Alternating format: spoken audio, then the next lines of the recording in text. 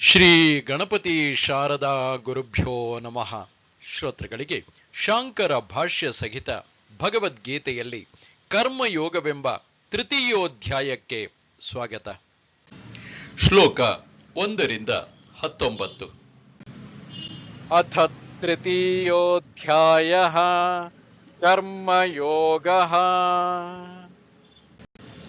ಈ ಮೂರನೇ ಅಧ್ಯಾಯದ ಸಂಬಂಧ ಸಾಂಖ್ಯ ಬುದ್ಧಿ, ಯೋಗ ಬುದ್ಧಿ ಎಂಬ ಹೆಸರಿನಿಂದ ಪ್ರವೃತ್ತಿ ನಿವೃತ್ತಿಗಳಿಗೆ ಸಂಬಂಧಪಟ್ಟಿರುವ ಎರಡು ಬುದ್ಧಿಗಳನ್ನು ಭಗವಂತನು ಈವರೆಗೆ ತಿಳಿಸಿರುತ್ತಾನೆ.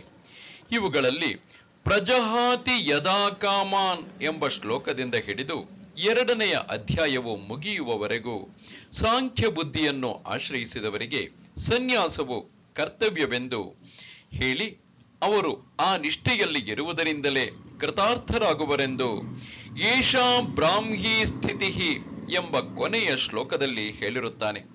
ಅರ್ಜುನನಿಗಾದರೂ ಭಗವಂತನು ಯೋಗ ಬುದ್ಧಿಯನ್ನು ಆಶ್ರಯಿಸಿಕೊಂಡು ಕರ್ಮಣ್ಯೇವಾಧಿಕಾರಸ್ಥೆ ಎಂದು ಪ್ರಾರಂಭವಾಗುವ 47ನೆಯ ಶ್ಲೋಕದಲ್ಲಿ ಕರ್ಮವನ್ನೇ ಮಾಡತಕ್ಕದ್ದೆಂದು ಹೇಳಿರುತ್ತಾನೆ.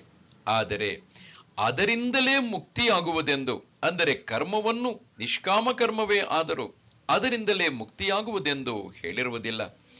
ಇದನ್ನು ಕಂಡು ಅಂತಃಕರಣದಲ್ಲಿ ಕಳವಳಗೊಂಡ ಅರ್ಜುನನು ಈ ಮುಂದಿನ ಪ್ರಶ್ನೆಯನ್ನು ಕೇಳಿರುತ್ತಾನೆ.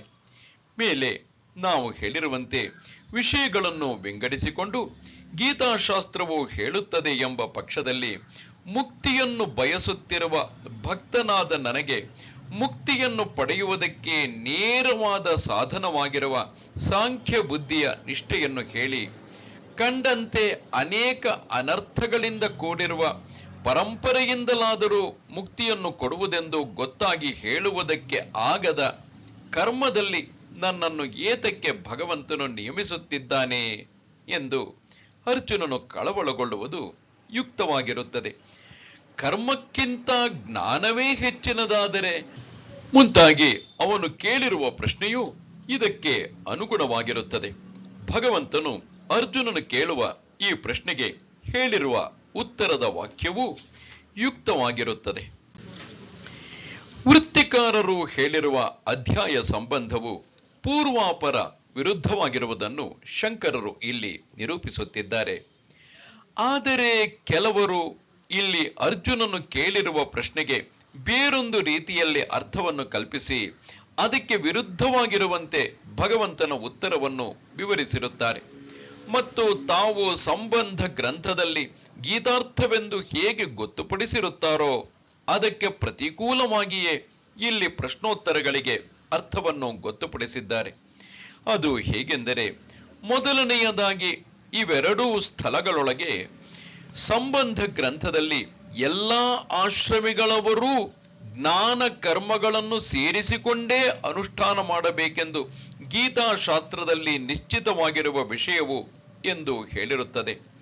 ಮತ್ತೆ ಅದನ್ನು ಇನ್ನೂ ಬಿಚ್ಚಿ ಬದುಕಿರುವವರೆಗೂ ಮಾಡುತ್ತಿರಬೇಕೆಂದು ಶ್ರುತಿಯಲ್ಲಿ ವಿಧಿಸಿರುವ ಕರ್ಮಗಳನ್ನು ಪರಿತ್ಯಾಗ ಮಾಡಿ ಬರಿಯ ಜ್ಞಾನದಿಂದಲೇ ಮೋಕ್ಷವನ್ನು ಹೊಂದಬಹುದು ಎಂಬುದನ್ನು ಅತ್ಯಂತವಾಗಿ ಅಲ್ಲಗಳೆದಿರುತ್ತದೆ ಎಂದು ಹೇಳಿರುತ್ತದೆ. ಆದರೆ ಇಲ್ಲಿಯೋ, ಅಂದರೆ ಮುಮುಕ್ಷುಗಳಿಗೆ ಆಶ್ರಮ ವಿಕಲ್ಪವನ್ನು ಹೇಳಿ ಯಾವ ಜೀವ, ಅಂದರೆ ಜೀವ ಪರ್ಯಂತ ಶ್ರುತಿಗಳಲ್ಲಿ ವಿಧಿಸಿರುವ ಕರ್ಮಗಳನ್ನೇ ಬಿಡಬಹುದೆಂದು ಹೇಳಿರುತ್ತದೆ. ಇಂಥ ಪೂರ್ವಾಪರ ವಿರುದ್ಧವಾದ ವಿಷಯವನ್ನು ಅರ್ಜುನನಿಗೆ ಭಗವಂತನು ಹೇಗೆ ಹೇಳಿಯಾನು?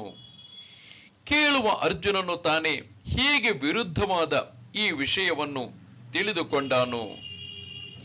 ಇಲ್ಲಿ ಶ್ರೌತ ಕರ್ಮಗಳನ್ನು ಬಿಟ್ಟು ಬರಿಯ ಜ್ಞಾನದಿಂದಲೇ ಮೋಕ್ಷವನ್ನು ಪಡೆಯಲಾಗುವುದಿಲ್ಲ ಎಂದು ಹೇಳಿದ್ದು ಗೃಹಸ್ಥರಿಗೆ ಹೊರತು ಮಿಕ್ಕ ಆಶ್ರಮದವರಿಗಲ್ಲ ಎಂಬ ಅಭಿಪ್ರಾಯವು ಅವರಿಗೆ ಇರಬಹುದು. ಆದರೆ ಇದೂ ಪೂರ್ವೋತ್ತರ ವಿರುದ್ಧವಾಗಿಯೇ ಇರುತ್ತದೆ. ಹೇಗೆಂದರೆ, ಎಲ್ಲ ಆಶ್ರಮದವರು ಜ್ಞಾನ ಕರ್ಮಗಳನ್ನು ಸೇರಿಸಿಕೊಂಡು ಅನುಷ್ಠಾನ ಮಾಡಬೇಕು ಎಂಬುದು ಗೀತಾಶಾಸ್ತ್ರದಲ್ಲಿ ನಿಶ್ಚಿತವಾಗಿರುವ ವಿಷಯವು ಎಂದು ಮೊದಲು ಹೇಳಿ, ಇಲ್ಲಿ ಅದಕ್ಕೆ ವಿರುದ್ಧವಾಗಿ ಮಿಕ್ಕ ಆಶ್ರಮದವರಿಗೆ ಬರಿಯ ಜ್ಞಾನದಿಂದಲೇ ಮೋಕ್ಷವಾಗುವುದೆಂದು ಭಗವಂತನು ಹೇಗೆ ಹೇಳಿಯಾನು? ಹಾಗಿಲ್ಲದೆ ಈ ವೃತ್ತಿಕಾರರಿಗೆ ಶ್ರೌತ ಕರ್ಮವನ್ನು ಲಕ್ಷ್ಯದಲ್ಲಿಟ್ಟು ಈ ಮಾತನ್ನು ಹೇಳಿರುತ್ತೇವೆ. ಶ್ರೌತ ಕರ್ಮವಿಲ್ಲದ ಬರಿಯ ಜ್ಞಾನದಿಂದ ಗೃಹಸ್ಥರಿಗೆ ಮೋಕ್ಷವಾಗಲಾರದೆಂದು ನಮ್ಮ ಅಭಿಪ್ರಾಯವು. ಇಲ್ಲಿ ಗೃಹಸ್ಥರಿಗೆ ಸ್ಮಾರ್ಥ ಕರ್ಮವು ಇದ್ದರೂ ಅದು ಇಲ್ಲದಿದ್ದರೆ ಹೇಗೋ ಹಾಗೆ ಅದನ್ನು ಲೆಕ್ಕಕ್ಕೆ ತೆಗೆದುಕೊಳ್ಳದೆ ಬರಿಯ ಜ್ಞಾನದಿಂದ ಎಂಬ ಮಾತನ್ನು ಉಪಯೋಗಿಸಿರುತ್ತೇವೆ ಎಂದು ಅಭಿಪ್ರಾಯವಿರಬಹುದು. ಆದರೆ ಇದೂ ವಿರುದ್ಧವಾದದ್ದೇ. ಹೇಗೆಂದರೆ ಬರಿಯ ಸ್ಮಾರ್ಥ ಕರ್ಮದಿಂದೊಡಗೂಡಿದ ಜ್ಞಾನದಿಂದ ಮೋಕ್ಷವಾಗುವುದಿಲ್ಲವೆಂಬುದು ಗೃಹಸ್ಥನೊಬ್ಬನಿಗೆ ಹೊರತು ಮಿಕ್ಕ ಆಶ್ರಮದವರಿಗಲ್ಲ ಎಂದು ವಿವೇಕಿಗಳಾದವರು ಹೇಗೆ ನಿಶ್ಚಯಿಸಬೇಕು? ಇದಲ್ಲದೆ ಊರ್ಧ್ವ ರೇತಸ್ಕರಿಗೆ ಬರಿಯ ಸ್ಮಾರ್ಥ ಕರ್ಮಗಳು ಜ್ಞಾನದೊಡನೆ ಮೋಕ್ಷಕ್ಕೆ ಸಾಧನವಾಗಬಹುದಾದರೆ, ಹಾಗೆಯೇ ಗೃಹಸ್ಥನಿಗೂ ಸ್ಮಾರ್ಥ ಕರ್ಮದೊಡನೆ ಜ್ಞಾನದ ಸೇರುವೆಯೇ ಸಾಧನವಾಗಬಹುದೆಂದು ಒಪ್ಪಿಕೊಳ್ಳೋಣ. ಶ್ರೌತ ಕರ್ಮಗಳು ಸೇರಬೇಕಾದದ್ದೇನೂ ಇರುವುದಿಲ್ಲ. ಹಾಗಲ್ಲದೆ ಗೃಹಸ್ಥನಿಗೆ ಮಾತ್ರ ಶ್ರೌತ ಕರ್ಮಗಳು ಸ್ಮಾರ್ಥ ಕರ್ಮಗಳು ಸೇರಿದರೆ ಮೋಕ್ಷವಾಗುವುದೆಂದು, ಊರ್ಧ್ವ ರೇತಸ್ಕರಿಗಾದರೆ ಬರಿಯ ಸ್ಮಾರ್ಥ ಕರ್ಮಗಳಿಂದೊಡಗೂಡಿದ ಜ್ಞಾನದಿಂದಲೇ ಮೋಕ್ಷವಾಗುವುದೆಂದು ಹೇಳುವ ಪಕ್ಷದಲ್ಲಿ ಗೃಹಸ್ಥನಿಗೆ ಹೆಚ್ಚು ಆಯಾಸವಾಗುವುದು. ಶ್ರೌತ ಸ್ಮಾರ್ಥ ಎಂಬ ಬಹು ದುಃಖರೂಪವಾದ ಕರ್ಮವನ್ನು ಅವನ ತಲೆಯ ಮೇಲೆ ಹೊರಿಸಿದಂತಾಗುವುದು. ಇಲ್ಲಿ ವೃತ್ತಿಕಾರರು ಹೇಳುವುದು, ಹಾಗಾದರೆ ಗೃಹಸ್ಥನಿಗೆ ಹೀಗೆ ಆಯಾಸವು ಹೆಚ್ಚಾಗಿರುವ ಕಾರಣದಿಂದ ಅವನಿಗೊಬ್ಬನಿಗೇ ಮೋಕ್ಷವು ದೊರೆಯುವುದೇ ಹೊರತು ಮಿಕ್ಕ ಆಶ್ರಮದಲ್ಲಿ ಇರುವವರಿಗೆ ಶ್ರೌತ ನಿತ್ಯ ಕರ್ಮಗಳು ಇಲ್ಲದ್ದರಿಂದ ಅವರಿಗೆ ಮೋಕ್ಷ ದೊರೆಯಲಾರದು ಎನ್ನೋಣ ಎಂದಾಗ ಸಿದ್ಧಾಂತಿಯು ಹೀಗೆ ಹೇಳುತ್ತಾನೆ, ಅದೂ ಸರಿಯಲ್ಲ. ಏಕೆಂದರೆ ಎಲ್ಲ ಉಪನಿಷತ್ತುಗಳಲ್ಲಿಯೂ ಇತಿಹಾಸದಲ್ಲಿಯೂ ಪುರಾಣಗಳಲ್ಲಿಯೂ ಯೋಗಶಾಸ್ತ್ರದಲ್ಲಿಯೂ ಜ್ಞಾನಕ್ಕೆ ಅಂಗವಾಗಿ ಮುಮುಕ್ಷುವಿಗೆ ಸರ್ವ ಕರ್ಮ ಸನ್ಯಾಸವನ್ನು ವಿಧಿಸಿರುತ್ತದೆ. ಜ್ಞಾನಕ್ಕೆ ಅಂಗವಾಗಿ ಮುಮುಕ್ಷುವಿಗೆ ಸರ್ವ ಕರ್ಮ ಸನ್ಯಾಸವನ್ನು ವಿಧಿಸಿರುತ್ತದೆ ಮತ್ತು ಶ್ರುತಿ ಸ್ಮೃತಿಗಳಲ್ಲಿ ಆಶ್ರಮ ವಿಕಲ್ಪವನ್ನು ಆಶ್ರಮ ಸಮುಚ್ಚಯವನ್ನು ವಿಧಿಸಿರುತ್ತದೆ. ನಂತರ ಸನ್ಯಾಸ ವಿಧಿಯ ವಚನಗಳಿಗೂ ಸಮುಚ್ಚಯವಾದವು ವಿರುದ್ಧವಾಗಿರುವುದನ್ನು ಶಂಕರರು ಇಲ್ಲಿ ನಿರೂಪಿಸುತ್ತಿದ್ದಾರೆ. ಹಾಗಾದರೆ ಪೂರ್ವ ಪಕ್ಷಿಗಳು ಹೇಳುವುದು, ಎಲ್ಲ ಆಶ್ರಮದವರು ಜ್ಞಾನ ಕರ್ಮಗಳನ್ನು ಸೇರಿಸಿಕೊಂಡೇ ಮೋಕ್ಷಕ್ಕಾಗಿ ಅನುಷ್ಠಾನ ಮಾಡಬೇಕೆಂದು ಸಿದ್ಧವಾಯಿತು ಎಂದರೆ ಸಿದ್ಧಾಂತಿಯು ಹೇಳುತ್ತಾನೆ, ಹಾಗಲ್ಲ. ಏಕೆಂದರೆ ಮುಮುಕ್ಷುವಾದವನು ಮೋಕ್ಷಾಪೇಕ್ಷಿಯಾದವನು ಸರ್ವ ಕರ್ಮಗಳನ್ನು ಸನ್ಯಾಸ ಮಾಡಬೇಕೆಂದು ವಿಧಿಸಿರುತ್ತದೆ. ಇಲ್ಲಿ ಪುತ್ರೈಷಣೆಯಿಂದಲೂ ವಿತ್ತೈಷಣೆಯಿಂದಲೂ ಲೋಕೈಷಣೆಯಿಂದಲೂ ಅಂದರೆ ಪುತ್ರ ಪ್ರಾಪ್ತಿಗಾಗಿಯೂ ಧನಪ್ರಾಪ್ತಿಗಾಗಿಯೂ ಹಾಗೂ ಲೋಕ ಸಂಗ್ರಹಕ್ಕಾಗಿಯೂ ಬಿಟ್ಟೆದ್ದು ಇನ್ನು ಭಿಕ್ಷಾಚರ್ಯೆಯನ್ನು ಮಾಡುವರು. ಆದ್ದರಿಂದ ಈ ತಪಸ್ಸುಗಳಲ್ಲಿ ಸನ್ಯಾಸವೇ ಹೆಚ್ಚಿನದೆಂದು ಹೇಳುವರು. ಸನ್ಯಾಸವೇ ಎಲ್ಲಕ್ಕೂ ಮಿಗಿಲಾಯಿತು. ಕರ್ಮದಿಂದಾಗಲಿ ಪ್ರಜಾಸಂತತಿಯಿಂದಾಗಲಿ ಧನದಿಂದಾಗಲಿ ಮುಕ್ತಿಯನ್ನು ಪಡೆಯಲಿಲ್ಲ. ಸನ್ಯಾಸದಿಂದಲೇ ಕೆಲವರು ಮುಕ್ತಿಯನ್ನು ಪಡೆದರು. ಬ್ರಹ್ಮಚರ್ಯದಿಂದಲೇ ಸನ್ಯಾಸಿಯಾಗಬಹುದು. ಈ ರೀತಿಯಾಗಿ ಹಲವು ಶ್ರುತಿ ವಾಕ್ಯಗಳಿವೆ. ಇನ್ನು ಸ್ಮೃತಿಗಳನ್ನು ಉದಾಹರಿಸುತ್ತೇವೆ. ಧರ್ಮವನ್ನು ಬಿಡು, ಅಧರ್ಮವನ್ನು ಬಿಡು, ದಿಟ ಸಟಗಳೆರಡನ್ನೂ ಬಿಡು. ಹೀಗೆ ದಿಟ ಸಟಗಳೆರಡನ್ನು ಬಿಟ್ಟ ಬಳಿಕ ಯಾವುದರಿಂದ ಅವುಗಳನ್ನು ಬಿಡುತ್ತೀಯೋ, ಅಂದರೆ ನಾನು ಅವುಗಳನ್ನು ಬಿಡುತ್ತೇನೆ ಎಂದು ಹೇಳುವ ಮೂಲಕ ಯಾವುದರಿಂದ ಅವುಗಳನ್ನು ಬಿಡುತ್ತೀಯೋ ಆ ಅಹಂಕಾರವನ್ನೂ ಬಿಟ್ಟು ಬಿಡು. ಇದು ಒಂದು ಸ್ಮೃತಿ ವಾಕ್ಯ. ಮತ್ತೊಂದು, ಸಂಸಾರವೇ ನಿಸ್ಸಾರವೆಂದು ಕಂಡುಕೊಂಡು ಸಾರವನ್ನು ಕಾಣಬೇಕೆಂಬ ತವಕದಿಂದ ಹೆಚ್ಚಿನ ವೈರಾಗ್ಯವನ್ನು ಹೊಂದಿದವರು ಮದುವೆಯನ್ನು ಮಾಡಿಕೊಳ್ಳದೆಯೇ ಸನ್ಯಾಸಿಗಳಾಗುವರು ಎಂದು ಬೃಹಸ್ಪತಿಯ ವಚನವಿದೆ. ಜೀವನು ಕರ್ಮದಿಂದ ಕಟ್ಟು ಒಡೆಯುತ್ತಾನೆ, ವಿದ್ಯೆಯಿಂದ ಬಿಡುಗಡೆ ಹೊಂದುತ್ತಾನೆ. ಆದ್ದರಿಂದ ಕೊನೆಯನ್ನು ಕಾಣುವ ಯತಿಗಳು ಕರ್ಮವನ್ನು ಮಾಡುವುದಿಲ್ಲ ಎಂದು ಶುಕಾನುಶಾಸನದಲ್ಲಿ ಇರುತ್ತದೆ. ಈ ಗೀತೆಯಲ್ಲಿಯೂ ಅಂದರೆ ಭಗವದ್ಗೀತೆಯಲ್ಲಿಯೂ ಸರ್ವ ಕರ್ಮಗಳನ್ನು ಮನಸ್ಸಿನಿಂದ ಸನ್ಯಾಸ ಮಾಡಿ ಎಂದು ಮುಂತಾದ ವಚನವಿದೆ. ಮೋಕ್ಷಕ್ಕೆ ಕರ್ಮದ ಹಂಗೇ ಇರುವುದಿಲ್ಲ ಎಂಬುದನ್ನು ಶಂಕರರು ಇಲ್ಲಿ ನಿರೂಪಿಸುತ್ತಿದ್ದಾರೆ. ಇದಲ್ಲದೆ ಮೋಕ್ಷವು ಕಾರ್ಯವಲ್ಲದ್ದರಿಂದಲೂ ಮಾಡುವಂತಹದಲ್ಲದ್ದರಿಂದಲೂ ಮುಮುಕ್ಷುವಾದವನಿಗೆ ಕರ್ಮದಿಂದ ಏನು ಆಗಬೇಕಾದುದು ಇರುವುದಿಲ್ಲ. ಇದಕ್ಕೆ ಆಕ್ಷೇಪವೆಂದರೆ, ಪ್ರತ್ಯವಾಯವನ್ನು ತಪ್ಪಿಸಿಕೊಳ್ಳುವುದಕ್ಕಾಗಿ ನಿತ್ಯ ಕರ್ಮವನ್ನು ಮಾಡಲೇಬೇಕಲ್ಲವೇ ಎಂದರೆ ಅದಕ್ಕೆ ಪರಿಹಾರ ಹಾಗಲ್ಲ. ಏಕೆಂದರೆ ಪ್ರತ್ಯವಾಯವಾಗುವುದೆಂಬುದು ಸನ್ಯಾಸಿ ಅಲ್ಲದವನ ವಿಷಯವಾಗಿದೆ. ಅಗ್ನಿಹೋತ್ರವೇ ಮುಂತಾದವುಗಳನ್ನು ಮಾಡದೇ ಇರುವುದರಿಂದ ಸನ್ಯಾಸಿಗಳಲ್ಲದ ಬ್ರಹ್ಮಚಾರಿಗಳಿಗೆ ಕೂಡ ಅವರು ಕರ್ಮಿಗಳೇ ಆಗಿದ್ದರು ಪ್ರತ್ಯವಾಯು ಉಂಟಾಗುವುದೆಂದು ಕಲ್ಪಿಸುವುದಕ್ಕೆ ಹೇಗೆ ಆಗಲಾರದೋ ಹಾಗೆಯೇ ಸನ್ಯಾಸಿಗಳಿಗೂ ಕಲ್ಪಿಸುವುದಕ್ಕೆ ಆಗಲಾರದು. ಯಾರಿಗೇ ಆಗಲಿ ನಿತ್ಯ ಕರ್ಮವನ್ನು ಮಾಡದೇ ಇರುವುದು ಎಂಬ ಅಭಾವದಿಂದ ಭಾವರೂಪವಾದ ಪ್ರತ್ಯವಾಯ ಉಂಟಾಗುವುದೆಂದು ಕಲ್ಪಿಸುವುದಕ್ಕೆ ಮೊದಲು ಆಗುವಂತಿಲ್ಲ. ಅದು ಯುಕ್ತವೂ ಅಲ್ಲ. ಏಕೆಂದರೆ ಅಸತ್ತಿನಿಂದ ಸತ್ತು ಹೇಗೆ ಹುಟ್ಟಿತು ಎಂದು ಶ್ರುತಿಯು ಅಭಾವದಿಂದ ಭಾವವು ಹುಟ್ಟಲಾರದೆಂದು ಹೇಳುತ್ತಿದೆ. ವಿಧಿಸಿರುವ ಕರ್ಮವನ್ನು ಮಾಡದೇ ಇದ್ದರೆ ಪ್ರತ್ಯವಾಯವು ಉಂಟಾಗುವ ಸಂಭವವೇ ಇಲ್ಲದಿದ್ದರೂ ಅದು ಆಗುವುದೆಂದು ವೇದವು ಹೇಳುವುದಾದರೆ ಆಗ ವೇದವು ಅನರ್ಥಕರ ಎಂಬುದಾಗಿ ಅಪ್ರಮಾಣವೇ ಎಂದು ಹೇಳಿದಂತಾಗುತ್ತದೆ. ಏಕೆಂದರೆ ಆ ಪಕ್ಷದಲ್ಲಿ ವಿಹಿತ ಕರ್ಮವನ್ನು ಮಾಡಿದರೂ ಮಾಡದೆ ಬಿಟ್ಟರೂ ದುಃಖ ಒಂದೇ ಫಲವೆಂದಾಗುವುದು.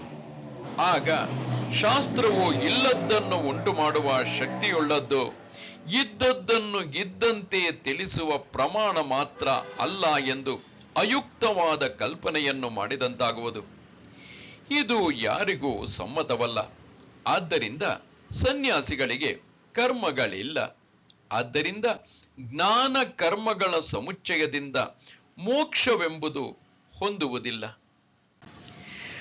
ಮುಂದೆ ಸಮುಚ್ಚಯವಾದವು ಇಲ್ಲಿರುವ ಪ್ರಶ್ನೋತ್ತರಗಳಿಗೆ ಅನುಗುಣವಲ್ಲ ಎಂಬುದನ್ನು ನಿರೂಪಿಸುತ್ತಾ ಶಂಕರರು ಹೇಳುತ್ತಾರೆ, ಕರ್ಮಕ್ಕಿಂತ ಬುದ್ಧಿಯೇ ಹೆಚ್ಚಿನದೆಂದು ನಿನ್ನ ಮತವಾದರೆ ಎಂಬ ಅರ್ಜುನನ ಪ್ರಶ್ನೆಯು ಅಯುಕ್ತವಾಗಿ ಬಿಡುವುದರಿಂದಲೂ ಸಮುಚ್ಚಯವಾದವು ಸರಿಯಲ್ಲ.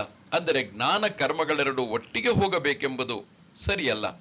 ಅದು ಹೇಗೆಂದರೆ, ಜ್ಞಾನವನ್ನು ಕರ್ಮವನ್ನು ಸೇರಿಸಿಕೊಂಡು ನೀನು ಅನುಷ್ಠಾನ ಮಾಡಬೇಕು ಎಂದು ಭಗವಂತನು ಅರ್ಜುನನಿಗೆ 2ನೇ ಅಧ್ಯಾಯದಲ್ಲಿ ಹೇಳಿರುತ್ತಾನೆಂದು ಇಟ್ಟುಕೊಂಡರೆ, ಕರ್ಮಕ್ಕಿಂತ ಬುದ್ಧಿಯು ಹೆಚ್ಚಿನದೆಂದು ನಿನ್ನ ಮತವಾದರೆ ಎಂಬ ಅರ್ಜುನನ ಪ್ರಶ್ನೆಯು ಅದಕ್ಕೆ ಹೊಂದುವುದಿಲ್ಲ. ಜ್ಞಾನ ಕರ್ಮಗಳೆರಡನ್ನೂ ಅರ್ಜುನನಿಗೆ ಹೇಳಿದ್ದರೆ ಕರ್ಮಕ್ಕಿಂತ ಹೆಚ್ಚಿನದಾದ ಬುದ್ಧಿಯನ್ನು ಅವನಿಗೆ ಹೇಳಿದಂತೆಯೇ ಆಗುವುದರಿಂದ, ಹಾಗಾದರೆ ಎಲೈ ಕೇಶವನೇ, ಘೋರವಾದ ಕರ್ಮವನ್ನು ಮಾಡುವಂತೆ ನನ್ನನ್ನು ಏಕೆ ಕಟ್ಟು ಮಾಡುತ್ತಿರುವೆ? ಜ್ಞಾನವೇ ಹೆಚ್ಚಿನದೆಂದರೆ, ಬುದ್ಧಿಯೇ ಹೆಚ್ಚಿನದೆಂದರೆ ಘೋರವಾದ ಕರ್ಮವನ್ನು ಮಾಡುವಂತೆ ನನ್ನನ್ನು ಏಕೆ ಕಟ್ಟು ಮಾಡುತ್ತಿರುವೆ ಎಂದು ಕೇಳುವುದು ಹೇಗೂ ಹೊಂದುವುದಿಲ್ಲ. ಕರ್ಮಕ್ಕಿಂತ ಹೆಚ್ಚಿನದಾದ ಜ್ಞಾನವನ್ನು ಅರ್ಜುನನೊಬ್ಬನು ಮಾತ್ರ ಅನುಷ್ಠಾನ ಮಾಡಲಾಗದೆಂದು ಭಗವಂತನು ಹಿಂದೆ ಹೇಳಿರುವನೆಂದು ಕಲ್ಪಿಸುವುದಕ್ಕೂ ಆಗುವುದಿಲ್ಲ. ಹಾಗೆ ಆಗಿದ್ದರೆ ಅರ್ಜುನನು ಕರ್ಮಕ್ಕಿಂತ ಬುದ್ಧಿಯೇ ಹೆಚ್ಚಿನದೆಂದು ನಿನ್ನ ಮತವಾದರೆ ಎಂದು ವಿಂಗಡಿಸಿ ಕೇಳಿದರೂ ಕೇಳಬಹುದಾಗಿತ್ತು. ಹಾಗಿಲ್ಲವಾದ್ದರಿಂದಲೂ ಪ್ರಶ್ನೆಯು ಹೊಂದುವುದಿಲ್ಲ. ಇದಕ್ಕೆ ಬದಲು ನಿಮ್ಮ ಅಭಿಪ್ರಾಯದಂತೆ ಜ್ಞಾನ ಕರ್ಮಗಳು ಒಂದಕ್ಕೊಂದು ವಿರುದ್ಧವಾಗಿರುವುದರಿಂದ ಒಬ್ಬ ಪುರುಷನೇ ಅವುಗಳನ್ನು ಒಂದೇ ಕಾಲದಲ್ಲಿ ಅನುಷ್ಠಾನ ಮಾಡುವುದೆಂಬುದು ಆಗಲಾರದ್ದರಿಂದ ಬೇರೆ ಬೇರೆಯ ಅಧಿಕಾರಿಗಳು ಅವುಗಳನ್ನು ಮಾಡತಕ್ಕದ್ದು ಎಂದು ಭಗವಂತನು ಹಿಂದೆ ಹೇಳಿದ್ದಾನೆ ಎಂದಿಟ್ಟುಕೊಂಡರು. ಬುದ್ಧಿಯು ಹೆಚ್ಚಿನದಾದರೆ ಎಂದು ಮುಂತಾಗಿರುವ ಈ ಪ್ರಶ್ನೆಯು ಯುಕ್ತವಾಗುತ್ತದೆ. ಇಲ್ಲಿ ಅರ್ಜುನನು ವಿಂಗಡಿಸಿಕೊಂಡು ಅರಿತುಕೊಳ್ಳದೆ ಈ ಪ್ರಶ್ನೆಯನ್ನು ಹಾಕಿರುತ್ತಾನೆ ಎಂದು ಇಟ್ಟುಕೊಂಡರೂ ಜ್ಞಾನ ನಿಷ್ಠೆಯನ್ನು ಕರ್ಮನಿಷ್ಠೆಯನ್ನು ಬೇರೆ ಬೇರೆಯ ಜನರು ಆಚರಿಸತಕ್ಕದ್ದೆಂದು ಭಗವಂತನು ಹೇಳಿರುವ ಉತ್ತರವು ನಿಮ್ಮ ಮತಕ್ಕೆ ಹೊಂದುವುದಿಲ್ಲ. ಭಗವಂತನು ತಿಳಿಯದೆ ಉತ್ತರವನ್ನು ಹೇಳಿದನು ಎಂದಂತೂ ಕಲ್ಪಿಸುವ ಹಾಗೆ ಇಲ್ಲ. ಹೀಗೆ ಜ್ಞಾನ ಕರ್ಮ ನಿಷ್ಠೆಗಳನ್ನು ಬೇರೆ ಬೇರೆಯ ಜನರು ಅನುಷ್ಠಾನ ಮಾಡತಕ್ಕದ್ದೆಂದು ಭಗವಂತನು ಉತ್ತರ ಕೊಟ್ಟಿರುವುದು ಕಂಡು ಬರುವುದರಿಂದಲೂ ಜ್ಞಾನ ಕರ್ಮಗಳನ್ನು ಸೇರಿಸಿಕೊಂಡು ಅನುಷ್ಠಾನ ಮಾಡಬೇಕು ಎಂಬುದು ಯುಕ್ತವಾಗುವುದಿಲ್ಲ. ಆದ್ದರಿಂದ ಬರಿಯ ಜ್ಞಾನದಿಂದಲೇ ಮೋಕ್ಷವಾಗುವುದು ಎಂಬಿದೆ ಗೀತೆಗಳಲ್ಲಿಯೂ ಎಲ್ಲ ಉಪನಿಷತ್ತುಗಳಲ್ಲಿಯೂ ನಿಶ್ಚಯವಾಗಿರುವಂತಹ ವಿಷಯವಾಗಿರುತ್ತದೆ. ಜ್ಞಾನ ಕರ್ಮಗಳೆರಡನ್ನೂ ಸಮುಚ್ಚಯ ಮಾಡಿಕೊಂಡು ಅನುಷ್ಠಾನ ಮಾಡುವುದು ಆಗುವಂತಿದ್ದರೆ ಇವೆರಡರಲ್ಲಿ ಒಂದನ್ನು ನಿಶ್ಚಯಿಸಿ ಹೇಳು ಎಂದು ಅರ್ಜುನನು ಕೇಳಿರುವುದು ಸರಿ ಹೋಗುವುದಿಲ್ಲ. ಆದ್ದರಿಂದ ನೀನು ಕರ್ಮವನ್ನೇ ಮಾಡು ಎಂಬ ಶ್ಲೋಕದಲ್ಲಿ ಅರ್ಜುನನಿಗೆ ಜ್ಞಾನ ನಿಷ್ಠೆಯು ಸಂಭವಿಸುವುದಿಲ್ಲವೆಂದು ಮುಂದೆ ಭಗವಂತನು ಒತ್ತಿ ತಿಳಿಸಿಯೂ ಇರುತ್ತಾನೆ. ಇದು ಕೂಡ ಸಮುಚ್ಚಯ ಪಕ್ಷಕ್ಕೆ ಸರಿ ಹೋಗುವುದಿಲ್ಲ.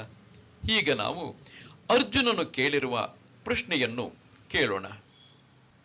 ಅರ್ಜುನ ಉವಾಚ ಜಾಯಸಿ ಚೇತ್ ಕರ್ಮಣಸ್ತೆ ಮತಾ ಬುದ್ಧಿರ್ಜನಾರ್ದನ ತತ್ಕಿಂ ಕರ್ಮಣಿ ಘೋರೆ ಮಾಂ ನಿಯೋಜಯಸಿ ಕೇಶವ. ಅರ್ಜುನನು ಇಂತೆಂದನು, ಎಲೈ ಜನಾರ್ದನನೇ, ಕರ್ಮಕ್ಕಿಂತ ಬುದ್ಧಿಯೇ ಹೆಚ್ಚಿನದೆಂದು ನಿನ್ನ ಅಭಿಪ್ರಾಯವಾದರೆ ಹಾಗಾದರೆ ಎಲೈ ಕೇಶವನೇ, ಘೋರವಾದ ಕರ್ಮದಲ್ಲಿ, ಇಲ್ಲಿ ಯುದ್ಧ ಮಾಡುವಂತಹ ಘೋರ ಕರ್ಮದಲ್ಲಿ ನನ್ನನ್ನೇಕೆ ನಿಯಮಿಸುತ್ತಿದ್ದೀಯಾ? ಎಲೈ ಜನಾರ್ದನನೇ, ಕರ್ಮಕ್ಕಿಂತ ಅಂದರೆ ಕರ್ಮವನ್ನು ಮಾಡುವುದಕ್ಕಿಂತಲೂ ಬುದ್ಧಿಯು ಎಂದರೆ ಜ್ಞಾನವು ಹೆಚ್ಚಿನದು, ಹೆಚ್ಚು ಒಳ್ಳೆಯದು ಎಂದು ನಿನ್ನ ಮತವಾದರೆ, ಅಂದರೆ ನಿನ್ನ ಅಭಿಪ್ರಾಯವಾಗಿದ್ದರೆ, ಬುದ್ಧಿ ಕರ್ಮಗಳೆರಡನ್ನೂ ಸೇರಿಸಿಕೊಂಡು ಅನುಷ್ಠಾನ ಮಾಡಬೇಕೆಂಬುದು ಭಗವಂತನ ಇಷ್ಟವಾಗಿದ್ದರೆ, ಆಗ ಶ್ರೇಯಸ್ಸಿಗಾಗಿ ಅವೆರಡೂ ಸೇರಿ ಒಂದೇ ಸಾಧನವಾಗಿ ಬಿಡುವುದರಿಂದ ಕರ್ಮಕ್ಕಿಂತ ಬುದ್ಧಿಯು ಹೆಚ್ಚಿನದು ಎಂದು ಬುದ್ಧಿಯನ್ನು ಕರ್ಮದಿಂದ ಬೇರ್ಪಡಿಸಿ ಇಲ್ಲಿ ಅರ್ಜುನನು ಪ್ರಶ್ನೆ ಮಾಡಿರುವುದು ಅಯುಕ್ತವಾಗುವುದು. ಏಕೆಂದರೆ ಅದು ತಾನೇ ತನಗಿಂತ ಬೇರೆಯಾಗಿ ಫಲವನ್ನು ಕೊಡುವ ಮತ್ತೊಂದು ಸಾಧನವಾಗಲಾರದು. ಹೀಗಿರುವುದರಿಂದ ಕರ್ಮಕ್ಕಿಂತ ಜ್ಞಾನವೇ ಶ್ರೇಯಸ್ಕರವೆಂದು ಭಗವಂತನು ಹೇಳಿರುತ್ತಾನೆ.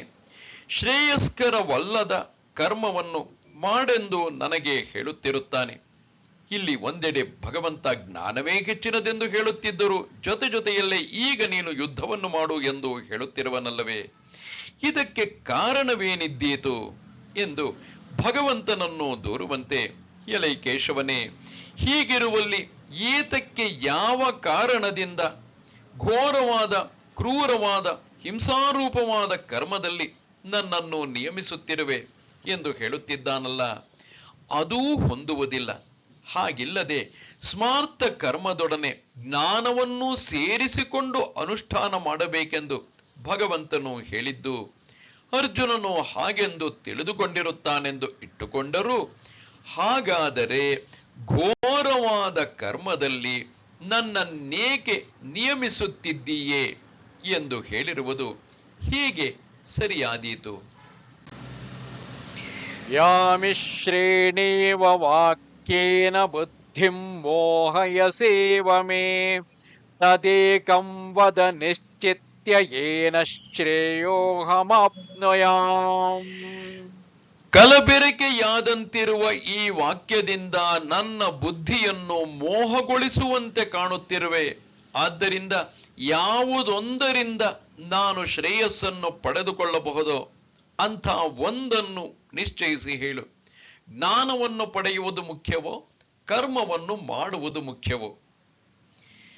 ಮತ್ತು ಕಲಬೆರಕೆಯಾದಂತಿರುವ ಈ ವಾಕ್ಯದಿಂದ ಭಗವಂತನಾದ ನೀನು ಏನೇನು ಬಿಡಿಬಿಡಿಸಿಯೇ ಹೇಳುತ್ತಿರುವೆಯಾದರೂ ಅಲ್ಪ ಬುದ್ಧಿಯುಳ್ಳ ನನಗೆ ಈ ಭಗವಂತನಾದ ನಿನ್ನ ವಾಕ್ಯವು ಕಲಬೆರಕೆಯಾದಂತೆ ತೋರುತ್ತಿದೆ. ನೀನು ಹೇಳುತ್ತಿರುವೆ ಎಂದಲ್ಲ, ನನ್ನಲ್ಲಿರುವ ಅಲ್ಪ ಬುದ್ಧಿಯಿಂದಾಗಿ ಹಾಗೆ ನನಗೆ ತೋರುತ್ತಿದೆ. ಅದರಿಂದ ನನ್ನ ಬುದ್ಧಿಯನ್ನು ಮೋಹಗೊಳಿಸುವಂತೆ ಕಾಣುತ್ತಿರುವೆ. ಆದರೆ ನನ್ನ ಬುದ್ಧಿಯ ವ್ಯಾಮೋಹವನ್ನು ಕಳೆಯುವುದಕ್ಕೆ ಹೊರಟಿರುವ ನೀನು ಹೇಗೆ ತಾನೇ ನನ್ನನ್ನು ಮೋಹಗೊಳಿಸಿಯೇ? ಆದ್ದರಿಂದ ನನ್ನ ಬುದ್ಧಿಯನ್ನು ಮೋಹಗೊಳಿಸುವಂತೆ ಕಾಣುತ್ತಿರುವೆ ಎಂದು ನನ್ನ ಹೇಳಿಕೆ. ಆದರೆ ನೀನು ಜ್ಞಾನ ಕರ್ಮಗಳನ್ನು ಬೇರೆ ಬೇರೆಯವರು ಅನುಷ್ಠಾನ ಮಾಡತಕ್ಕದ್ದಾದ್ದರಿಂದ ಒಬ್ಬ ಪುರುಷನೇ ಮಾಡುವುದು ಆಗಲಾರದು ಎಂದು ಅಭಿಪ್ರಾಯ ಪಡುವೆಯಾದರೆ, ಆಗ ಹೀಗಿದ್ದರೆ ಅವುಗಳೆರಡರಲ್ಲಿ ಒಂದನ್ನು, ಎಂದರೆ ಜ್ಞಾನವನ್ನೋ ಕರ್ಮವನ್ನೋ ಯಾವುದೋ ಒಂದನ್ನು ನಿಶ್ಚಯಿಸಿ ಇದೇ ಅರ್ಜುನನಿಗೆ ತಕ್ಕದ್ದು, ಅವನ ಬುದ್ಧಿಗೂ ಶಕ್ತಿಗೂ ಸ್ಥಿತಿಗೂ ಇದೇ ಅನುಗುಣವಾದದ್ದು ಎಂದು ನಿಶ್ಚಯಿಸಿ ಹೇಳು. ಜ್ಞಾನವೋ ಕರ್ಮವೋ ಯಾವುದೊಂದರಿಂದ ನನಗೆ ಶ್ರೇಯಸ್ಸು ಸಿಕ್ಕೀತೋ ಅದನ್ನು ಹೇಳಿಬಿಡು. ಇಲ್ಲಿ ಕರ್ಮನಿಷ್ಠೆಗೆ ಅಂಗವಾಗಿರುವ ಜ್ಞಾನವನ್ನೂ ಭಗವಂತನು ಹೇಳಿದ್ದಾನೆಂದು ಇಟ್ಟುಕೊಂಡರೂ ಅವೆರಡರಲ್ಲಿ ಒಂದನ್ನು ಹೇಳು ಎಂದು ಒಂದನ್ನೇ ಅರ್ಜುನನು ಕೇಳಿರುವುದು ಹೇಗೆ ಸರಿಯಾದೀತು? ಏಕೆಂದರೆ ಆ ಮತದಂತೆ ಜ್ಞಾನ ಕರ್ಮಗಳಲ್ಲಿ ಒಂದನ್ನೇ ಹೇಳುವೆನೇ ಹೊರತು ಎರಡನ್ನು ಹೇಳುವುದೇ ಇಲ್ಲ ಎಂದೇನು ಭಗವಂತನು ಹಿಂದೆ ಹೇಳಿರುವುದಿಲ್ಲ. ಹಾಗೆ ಹೇಳಿದ್ದರಲ್ಲವೇ ತನಗೆ ಎರಡೂ ಹೊಂದುವ ಹಾಗಿಲ್ಲವೆಂದು, ಎರಡೂ ಹೊಂದುವ ಹಾಗಿಲ್ಲ ಎಂದು ಅರ್ಜುನನು ತಿಳಿದುಕೊಂಡು ಯಾವುದಾದರೂ ಒಂದನ್ನೇ ಕೇಳಿಕೊಳ್ಳುವುದು ಸಾಧ್ಯ? ಈ ರೀತಿಯಾದ ಸಂಕೀರ್ಣ ಪ್ರಶ್ನೆಗೆ ಭಗವಂತನು ಯಾವ ರೀತಿಯಾದ ಉತ್ತರವನ್ನು ಕೊಡಲಿದ್ದಾನೆ? ಜ್ಞಾನ ಕರ್ಮಗಳು ಬೇರೆ ಬೇರೆಯ ಜನರಿಗೆ ಎಂದು ಹಿಂದೆ ಹೇಳಿರುವುದನ್ನು ಹೇಗೆ ಅರ್ಜುನನೆದುರು ಸಮರ್ಥಿಸಿಕೊಳ್ಳುವನು? ಈ ಪ್ರಶ್ನೆಗೆ ಅನುಗುಣವಾಗಿ ಉತ್ತರವನ್ನು ಶ್ರೀ ಭಗವಂತನು ಇಲ್ಲಿ ಹೇಳಿರುತ್ತಾನೆ. ಹೇಗೆಂದರೆ, ಶ್ರೀ ಭಗವಾನುವಾಚ ಲೋಕೇಸ್ಮಿನ್ ದ್ವಿವಿಧಾ ನಿಷ್ಠಾ ಪುರಾ ಪ್ರೋಕ್ತಾ ಮಯಾ ನಘ ಜ್ಞಾನಯೋಗೇನ ಸಾಂಖ್ಯಾನಾಂ ಕರ್ಮಯೋಗೇನ ಯೋಗಿನಾಂ. ಭಗವಂತನು ಇಂತೆಂದನು, ಎಲೈ ಅನಘನೆ, ಈ ಲೋಕದಲ್ಲಿ ಎರಡು ಬಗೆಯ ನಿಷ್ಠೆಯನ್ನು ನಾನು ಪೂರ್ವದಲ್ಲಿ ಹೇಳಿರುವೆನು. ಜ್ಞಾನ ಯೋಗದಿಂದ ಸಾಂಖ್ಯರಿಗೆ, ಜ್ಞಾನಿಗಳಾಗ ಬಯಸುವವರಿಗೆ, ಕರ್ಮಯೋಗದಿಂದ ಯೋಗಿಗಳಿಗೆ. ಎಲೈ ಅನಘನೆ, ಪಾಪರಹಿತನಾದ ಅರ್ಜುನನೇ, ಶಾಸ್ತ್ರದಲ್ಲಿ ಹೇಳಿರುವ ಸಾಧನಗಳನ್ನು ಅನುಷ್ಠಾನ ಮಾಡುವುದಕ್ಕೆ ಅಧಿಕಾರಿಗಳಾದ 3 ವರ್ಣದವರಿಗೆ ಈ ಲೋಕದಲ್ಲಿ ಎರಡು ಬಗೆಯ, ಎರಡು ಪ್ರಕಾರವಾಗಿರುವ ನಿಷ್ಠೆಯನ್ನು, ಸ್ಥಿತಿಯನ್ನು ಅನುಷ್ಠಾನ ಮಾಡತಕ್ಕ ಸಾಧನದಲ್ಲಿ ಇರಬೇಕಾದ ತತ್ಪರತೆಯನ್ನು ಹಿಂದೆ ಪೂರ್ವದಲ್ಲಿ, ಎಂದರೆ ಸೃಷ್ಟಿಯ ಆದಿಯಲ್ಲಿ ಪ್ರಜೆಗಳನ್ನು ಸೃಷ್ಟಿಸಿ ಅವರಿಗೆ ಅಭ್ಯುದಯ ನಿಶ್ರೇಯಸಗಳು ದೊರೆಯುವುದಕ್ಕೆ ಸಾಧನವಾಗಿ ವೇದಾರ್ಥ ಸಂಪ್ರದಾಯವನ್ನು ಪ್ರಕಾಶಗೊಳಿಸಿದಾಗ ಸರ್ವಜ್ಞನಾದ ಈಶ್ವರನಾದ ನಾನು ಹೇಳಿರುವೆನು. ಇಲ್ಲಿ ಈ ಎರಡು ಬಗೆಯ ನಿಷ್ಠೆಯು ಯಾವುದು ಎಂದರೆ ಹೇಳುತ್ತಾನೆ, ಜ್ಞಾನಯೋಗದಿಂದ, ಜ್ಞಾನವೆಂಬ ಯೋಗವಿದೆಯಲ್ಲ, ಅದರಿಂದ ಸಾಂಖ್ಯರಿಗೆ, ಎಂದರೆ ಆತ್ಮ ಅನಾತ್ಮಗಳ ವಿಷಯವನ್ನು ವಿಂಗಡಿಸಿ ತಿಳಿದುಕೊಂಡು ಬ್ರಹ್ಮಚರ್ಯಾಶ್ರಮದಿಂದಲೇ ಸನ್ಯಾಸವನ್ನು ಮಾಡಿ ವೇದಾಂತ ವಿಜ್ಞಾನದಿಂದ ಪರಮಾರ್ಥವನ್ನು ಚೆನ್ನಾಗಿ ನಿಶ್ಚಯಿಸಿಕೊಂಡು ಪರಮಹಂಸ ಪರಿವ್ರಾಜಕರಾಗಿ ಬ್ರಹ್ಮದಲ್ಲಿಯೇ ನೆಲೆ ನಿಂತಿರುವವರಿಗೆ ನಿಷ್ಠೆಯನ್ನು ಹೇಳಿರುತ್ತೇನೆ, ಜ್ಞಾನ ನಿಷ್ಠೆಯನ್ನು ಹೇಳಿರುತ್ತೇನೆ. ಕರ್ಮಯೋಗದಿಂದ, ಕರ್ಮವೆಂಬ ಯೋಗವಿದೆಯಲ್ಲ, ಅದರಿಂದ ಯೋಗಿಗಳಿಗೆ, ಎಂದರೆ ಕರ್ಮಿಗಳಿಗೆ ನಿಷ್ಠೆಯನ್ನು ಹೇಳಿದ್ದೇನೆ ಎಂದು ಅರ್ಥ. ಇಲ್ಲಿ ಒಬ್ಬನೇ ಪುರುಷನು ಒಂದೇ ಪುರುಷಾರ್ಥಕ್ಕಾಗಿ, ಅಂದರೆ ಮೋಕ್ಷಕ್ಕಾಗಿ ಜ್ಞಾನವನ್ನು ಕರ್ಮವನ್ನು ಸೇರಿಸಿಕೊಂಡು ಅನುಷ್ಠಾನ ಮಾಡಬೇಕೆಂದು ಭಗವಂತನ ಇಷ್ಟವೆಂದು ಗೀತೆಗಳಲ್ಲಿ ಹಿಂದೆ ಹೇಳಿದ್ದರೆ ಅಥವಾ ಹೇಳುವುದಾಗಿದ್ದರೆ, ವೇದಗಳಲ್ಲಿಯೂ ಹಾಗೆಂದೇ ಹೇಳಿರುವುದಾದರೆ, ಜ್ಞಾನ ಕರ್ಮಗಳೆರಡನ್ನು ಸೇರಿಸಿಕೊಂಡು ಅನುಷ್ಠಾನ ಮಾಡಬೇಕೆಂದು ಹೇಳಿರುವುದಾದರೆ, ತನ್ನಲ್ಲಿಗೆ ಉಪದೇಶಕ್ಕೆಂದು ಬಂದಿರುವ ಪ್ರಿಯನಾದ ಅರ್ಜುನನಿಗೆ ಜ್ಞಾನ ಕರ್ಮ ನಿಷ್ಠೆಗಳು ಬೇರೆ ಬೇರೆಯ ಆಯಾ ಅಧಿಕಾರಿಗಳೇ ಮಾಡತಕ್ಕವು ಎಂದು ಇಲ್ಲಿ ಭಗವಂತನು ಹೇಗೆ ಹೇಳುತ್ತಿದ್ದನು? ಹಾಗಲ್ಲದೆ ಜ್ಞಾನವೂ ಕರ್ಮವೂ ಅನುಷ್ಠೇಯವೆಂಬುದನ್ನು ಕೇಳಿ ಅರ್ಜುನನು ತಾನೇ ಅನುಷ್ಠಾನ ಮಾಡುತ್ತಾನೆ. ಮಿಕ್ಕವರಿಗೆ ಮಾತ್ರ ಅರ್ಜುನನು ಹಾಗೆ ಅನುಷ್ಠಾನ ಮಾಡುತ್ತಾನೆ, ಮಿಕ್ಕವರಿಗೆ ಮಾತ್ರ ಬೇರೆ ಬೇರೆಯ ಜನರು ಅವನ್ನು ಮಾಡತಕ್ಕದ್ದೆಂದು ಹೇಳುವೆನು ಎಂಬುದು ಭಗವಂತನ ಅಭಿಪ್ರಾಯವು ಎಂದು ಕಲ್ಪಿಸುವುದಾದರೆ, ಆಗ ಭಗವಂತನು ರಾಗದ್ವೇಷಗಳುಳ್ಳವನಾದ್ದರಿಂದ ಅಪ್ರಮಾಣ ರೂಪನಾದವನು ಎಂದು ಕಲ್ಪಿಸಿದಂತೆ ಆಗುತ್ತದೆ. ಅದು ಯುಕ್ತವಲ್ಲ. ಏಕೆಂದರೆ ಕೃಷ್ಣನು ಅರ್ಜುನನನ್ನು ಕುರಿತು ಇಲ್ಲಿ ಯಾವ ಯಾವ ಮಾತುಗಳನ್ನು ಹೇಳುತ್ತಿರುವನೋ ಅದು ಸರ್ವತ್ರ ಸಮಸ್ತ ಲೋಕದ ಎಲ್ಲ ಜನರಿಗೂ ಅನ್ವಯವಾಗುವಂತಹದು. ಆದ್ದರಿಂದ ಯಾವ ಯುಕ್ತಿಯಿಂದಲೂ ಜ್ಞಾನ ಕರ್ಮಗಳೆರಡನ್ನೂ ಸೇರಿಸಿ ಒಟ್ಟಿಗೆ ಅನುಷ್ಠಾನ ಮಾಡತಕ್ಕದ್ದೆಂದು ಏರ್ಪಡುವುದಿಲ್ಲ. ಅರ್ಜುನನು ಕರ್ಮಕ್ಕಿಂತ ಜ್ಞಾನವು ಹೆಚ್ಚಿನದೆಂದು ತಿಳಿದುಕೊಂಡು, ಅಂದರೆ ಕೃಷ್ಣನ ಮಾತುಗಳಿಂದ ತಿಳಿದುಕೊಂಡು ಕೇಳಿದ್ದನಷ್ಟೇ. ಅದು ಹಾಗೆಯೇ ಸರಿ ಎಂದಾಯಿತು ಅರ್ಜುನನು ತಿಳಿದುಕೊಂಡಿರುವುದು. ಏಕೆಂದರೆ ಭಗವಂತನು ಅದನ್ನು ಅಲ್ಲವೆಂದಿರುವುದಿಲ್ಲ ಮತ್ತು ಆ ಜ್ಞಾನ ನಿಷ್ಠೆಯು ಸನ್ಯಾಸಿಗಳೇ ಮಾಡತಕ್ಕದ್ದು ಎಂದು ಆಯಿತು. ಜ್ಞಾನ ಕರ್ಮಗಳನ್ನು ಬೇರೆ ಬೇರೆಯವರು ಮಾಡತಕ್ಕದ್ದು. ಜ್ಞಾನಕ್ಕೆ ಅಧಿಕಾರಿಗಳೇ ಬೇರೆ, ಕರ್ಮಕ್ಕೆ ಅಧಿಕಾರಿಗಳೇ ಬೇರೆ, ಬೇರೆ ಬೇರೆಯವರು ಮಾಡತಕ್ಕದ್ದು ಎಂದು ಹೇಳಿರುವುದರಿಂದ ಭಗವಂತನಿಗೆ ಹೀಗೆಂಬುದೇ ಸಮ್ಮತವೆಂದು ಆಯಿತು. ನನ್ನನ್ನು ಮಟ್ಟಿಗೆ ಕರ್ಮದಲ್ಲಿ ನಿಯಮಿಸುತ್ತಿದ್ದೀಯಲ್ಲ, ಯುದ್ಧ ಕರ್ಮದಲ್ಲಿ ನನ್ನನ್ನು ತೊಡಗಿಸುತ್ತಿದ್ದೀಯಲ್ಲ, ಅತ್ಯಂತ ಘೋರವಾದದ್ದು, ಹಾನಿಕಾರಕವಾದದ್ದು, ತನ್ನ ಕುಲವನ್ನೇ ನಾಶ ಮಾಡುವಂತಹದ್ದು, ಅಂತಹ ಕರ್ಮದಲ್ಲಿ ನಿಯಮಿಸುತ್ತಿದ್ದೀಯಲ್ಲ ಎಂದು ಮನಸ್ಸಿನಲ್ಲಿ ಕುಗ್ಗಿದವನಾಗಿ ಕರ್ಮವನ್ನು ಮಾಡಲೊಲ್ಲೆನೆಂದು ಯೋಚಿಸಿಕೊಳ್ಳುತ್ತಿರುವ ಅರ್ಜುನನನ್ನು ಕಂಡು ಭಗವಂತನು ಮುಂದಿನ ಮಾತನ್ನು ಆಡಿರುತ್ತಾನೆ.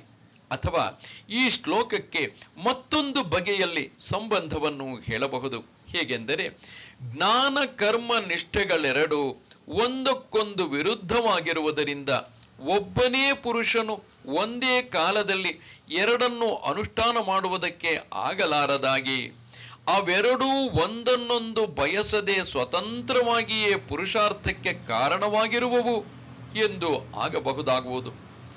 ಆದ್ದರಿಂದ ಕರ್ಮನಿಷ್ಠೆಯು ಜ್ಞಾನ ನಿಷ್ಠೆಯು ದೊರಕುವುದಕ್ಕೆ ಕಾರಣವಾಗಿರುವುದರಿಂದ ಪುರುಷಾರ್ಥಕ್ಕೆ ಕಾರಣವೆನಿಸಿರುವುದೇ ಹೊರತು, ನೆನಪಿರಲಿ, ಕರ್ಮನಿಷ್ಠೆಯು ಜ್ಞಾನನಿಷ್ಠೆಯು ದೊರೆಯುವುದಕ್ಕೆ ಕಾರಣವಾಗಿರುವುದರಿಂದ ಪುರುಷಾರ್ಥಕ್ಕೆ ಕಾರಣವೆನಿಸಿರುವುದೇ ಹೊರತು ಅದು ಸ್ವತಂತ್ರವಾಗಿ ಕಾರಣವಿಲ್ಲವೆಂದು, ಜ್ಞಾನನಿಷ್ಠೆಯು ಮಾತ್ರ ಕರ್ಮನಿಷ್ಠೆ ಎಂಬ ಉಪಾಯದಿಂದ ಹುಟ್ಟಿ ಆಮೇಲೆ ಮತ್ತೇನನ್ನೂ ಬಯಸದೆ ಸ್ವತಂತ್ರವಾಗಿ ಪುರುಷಾರ್ಥಕ್ಕೆ ಅಂದರೆ ಮೋಕ್ಷಕ್ಕೆ ಕಾರಣವಾಗಿರುವುದೆಂದು ತಿಳಿಸುವುದಕ್ಕಾಗಿ ಭಗವಂತನು ಈ ಮಾತನ್ನು ಹೇಳಿರುತ್ತಾನೆ. ನ ಕರ್ಮಾಣಾಮನಾರಂಭಾತ್ ನೈಷ್ಕರ್ಮ್ಯಂ ಪುರುಷೋಷ್ಣುತೆ ನ ಚ ಸನ್ಯಸನಾದೇವ ಸಿದ್ಧಿಂ ಸಮಧಿಗಚ್ಚತಿ. ಕರ್ಮಗಳನ್ನು ಆರಂಭಿಸದಿರುವುದರಿಂದ ಪುರುಷನು ನೈಷ್ಕರ್ಮ್ಯವನ್ನು ಪಡೆಯುವುದಿಲ್ಲ.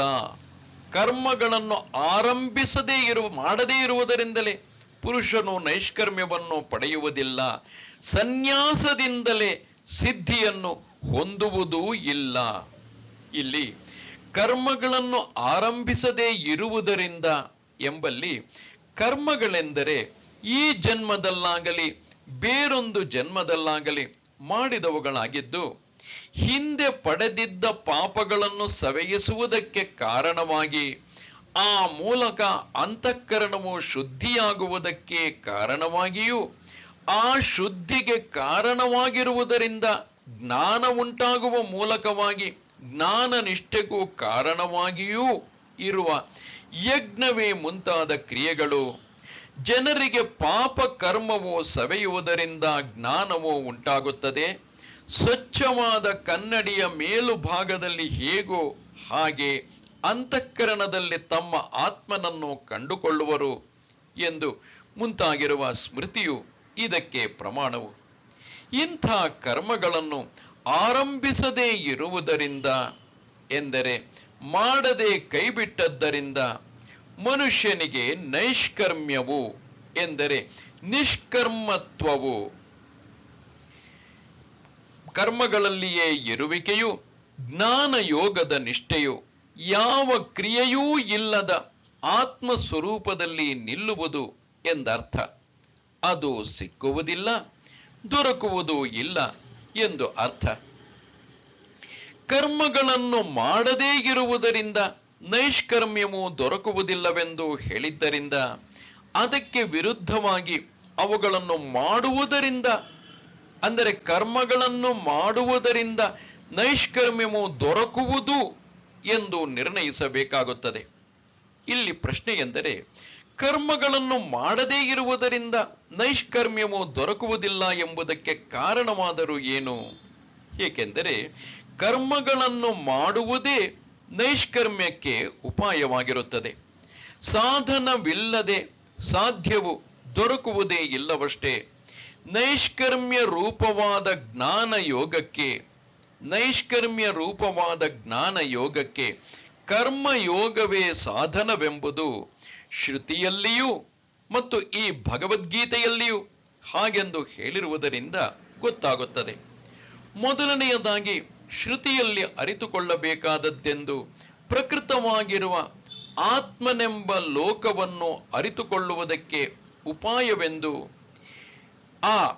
ಅಥವಾ ಈ ಆತ್ಮನನ್ನು ಬ್ರಾಹ್ಮಣರು ವೇದಾಧ್ಯಯನದಿಂದಲೂ ಯಜ್ಞದಿಂದಲೂ ಅರಿಯಲಿಚ್ಛಿಸುತ್ತಾರೆ ಎಂದು ಮುಂತಾಗಿರುವ ವಾಕ್ಯದಲ್ಲಿ ಹೇಳಿರುವುದರಿಂದ ಕರ್ಮಯೋಗವು ಜ್ಞಾನ ಯೋಗಕ್ಕೆ ಉಪಾಯವೆಂದು ಹೇಳಿದಂತಾಯಿತು. ಇಲ್ಲಿಯೂ ಎಲೆ ಮಹಾಬಾಹುವೆ, ಸನ್ಯಾಸವು ಮಾತ್ರ ಯೋಗವಿಲ್ಲದೆ ದಕ್ಕುವುದು ಕಷ್ಟ. ಯೋಗಿಗಳು ಚಿತ್ತಶುದ್ಧಿಗಾಗಿ ಸಂಘವನ್ನು ತ್ಯಾಗ ಮಾಡಿ ಕರ್ಮವನ್ನು ಮಾಡುತ್ತಾರೆ. ವಿವೇಕಿಗಳಾದವರಿಗೆ ಯಜ್ಞವು, ದಾನವು, ತಪಸ್ಸು ಪಾವನಗಳಾಗಿರುವವು. ಹೀಗೆ ಮುಂತಾಗಿ 5ನೆಯ ಮತ್ತು ಕೊನೆಯ 18ನೇ ಶ್ಲೋಕದಲ್ಲಿ 18ನೇ ಅಧ್ಯಾಯದಲ್ಲಿ ಮುಂದೆ ಹೇಳಿರುತ್ತದೆ.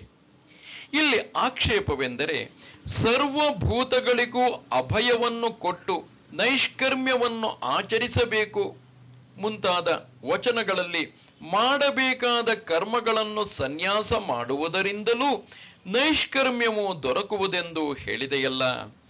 ಲೋಕದಲ್ಲಿಯೂ ಕರ್ಮಗಳನ್ನು ಮಾಡದೇ ಇರುವುದರಿಂದ ನೈಷ್ಕರ್ಮ್ಯವು ಎಂಬುದು ಬಹು ಪ್ರಸಿದ್ಧವಾಗಿರುತ್ತದೆಯಲ್ಲ. ಹೀಗಿರುವುದರಿಂದ ನೈಷ್ಕರ್ಮ್ಯವನ್ನು ಬಯಸುವವನಿಗೆ ಕರ್ಮಗಳನ್ನು ಮಾಡುವುದರಿಂದ ಏನು ಆಗಬೇಕು? ಇದಕ್ಕೆ ಪರಿಹಾರವೆಂದರೆ, ಹೀಗೆಂಬ ಆಕ್ಷೇಪವು ಬಂದರೆ ಅದಕ್ಕೆ ಭಗವಂತನು ಬರಿಯ ಸನ್ಯಾಸದಿಂದಲೇ ಮುಂತಾದ ವಾಕ್ಯವನ್ನು ಹೇಳಿರುತ್ತಾನೆ. ಬರಿಯ ಸನ್ಯಾಸದಿಂದಲೇ ಎಂದು ಮುಂತಾಗಿ, ಬರಿಯ ಸನ್ಯಾಸದಿಂದಲೇ ಎಂದರೆ ಜ್ಞಾನವಿಲ್ಲದೆ ಕರ್ಮವನ್ನು ಕೈಬಿಟ್ಟ ಮಾತ್ರದಿಂದ ನೈಷ್ಕರ್ಮ್ಯ ಸಿದ್ಧಿಯನ್ನು ಹೊಂದುವುದಿಲ್ಲ. ಜ್ಞಾನ ಯೋಗದಲ್ಲಿ ನಿಷ್ಠೆಯನ್ನು ಹೊಂದಲಾರನು.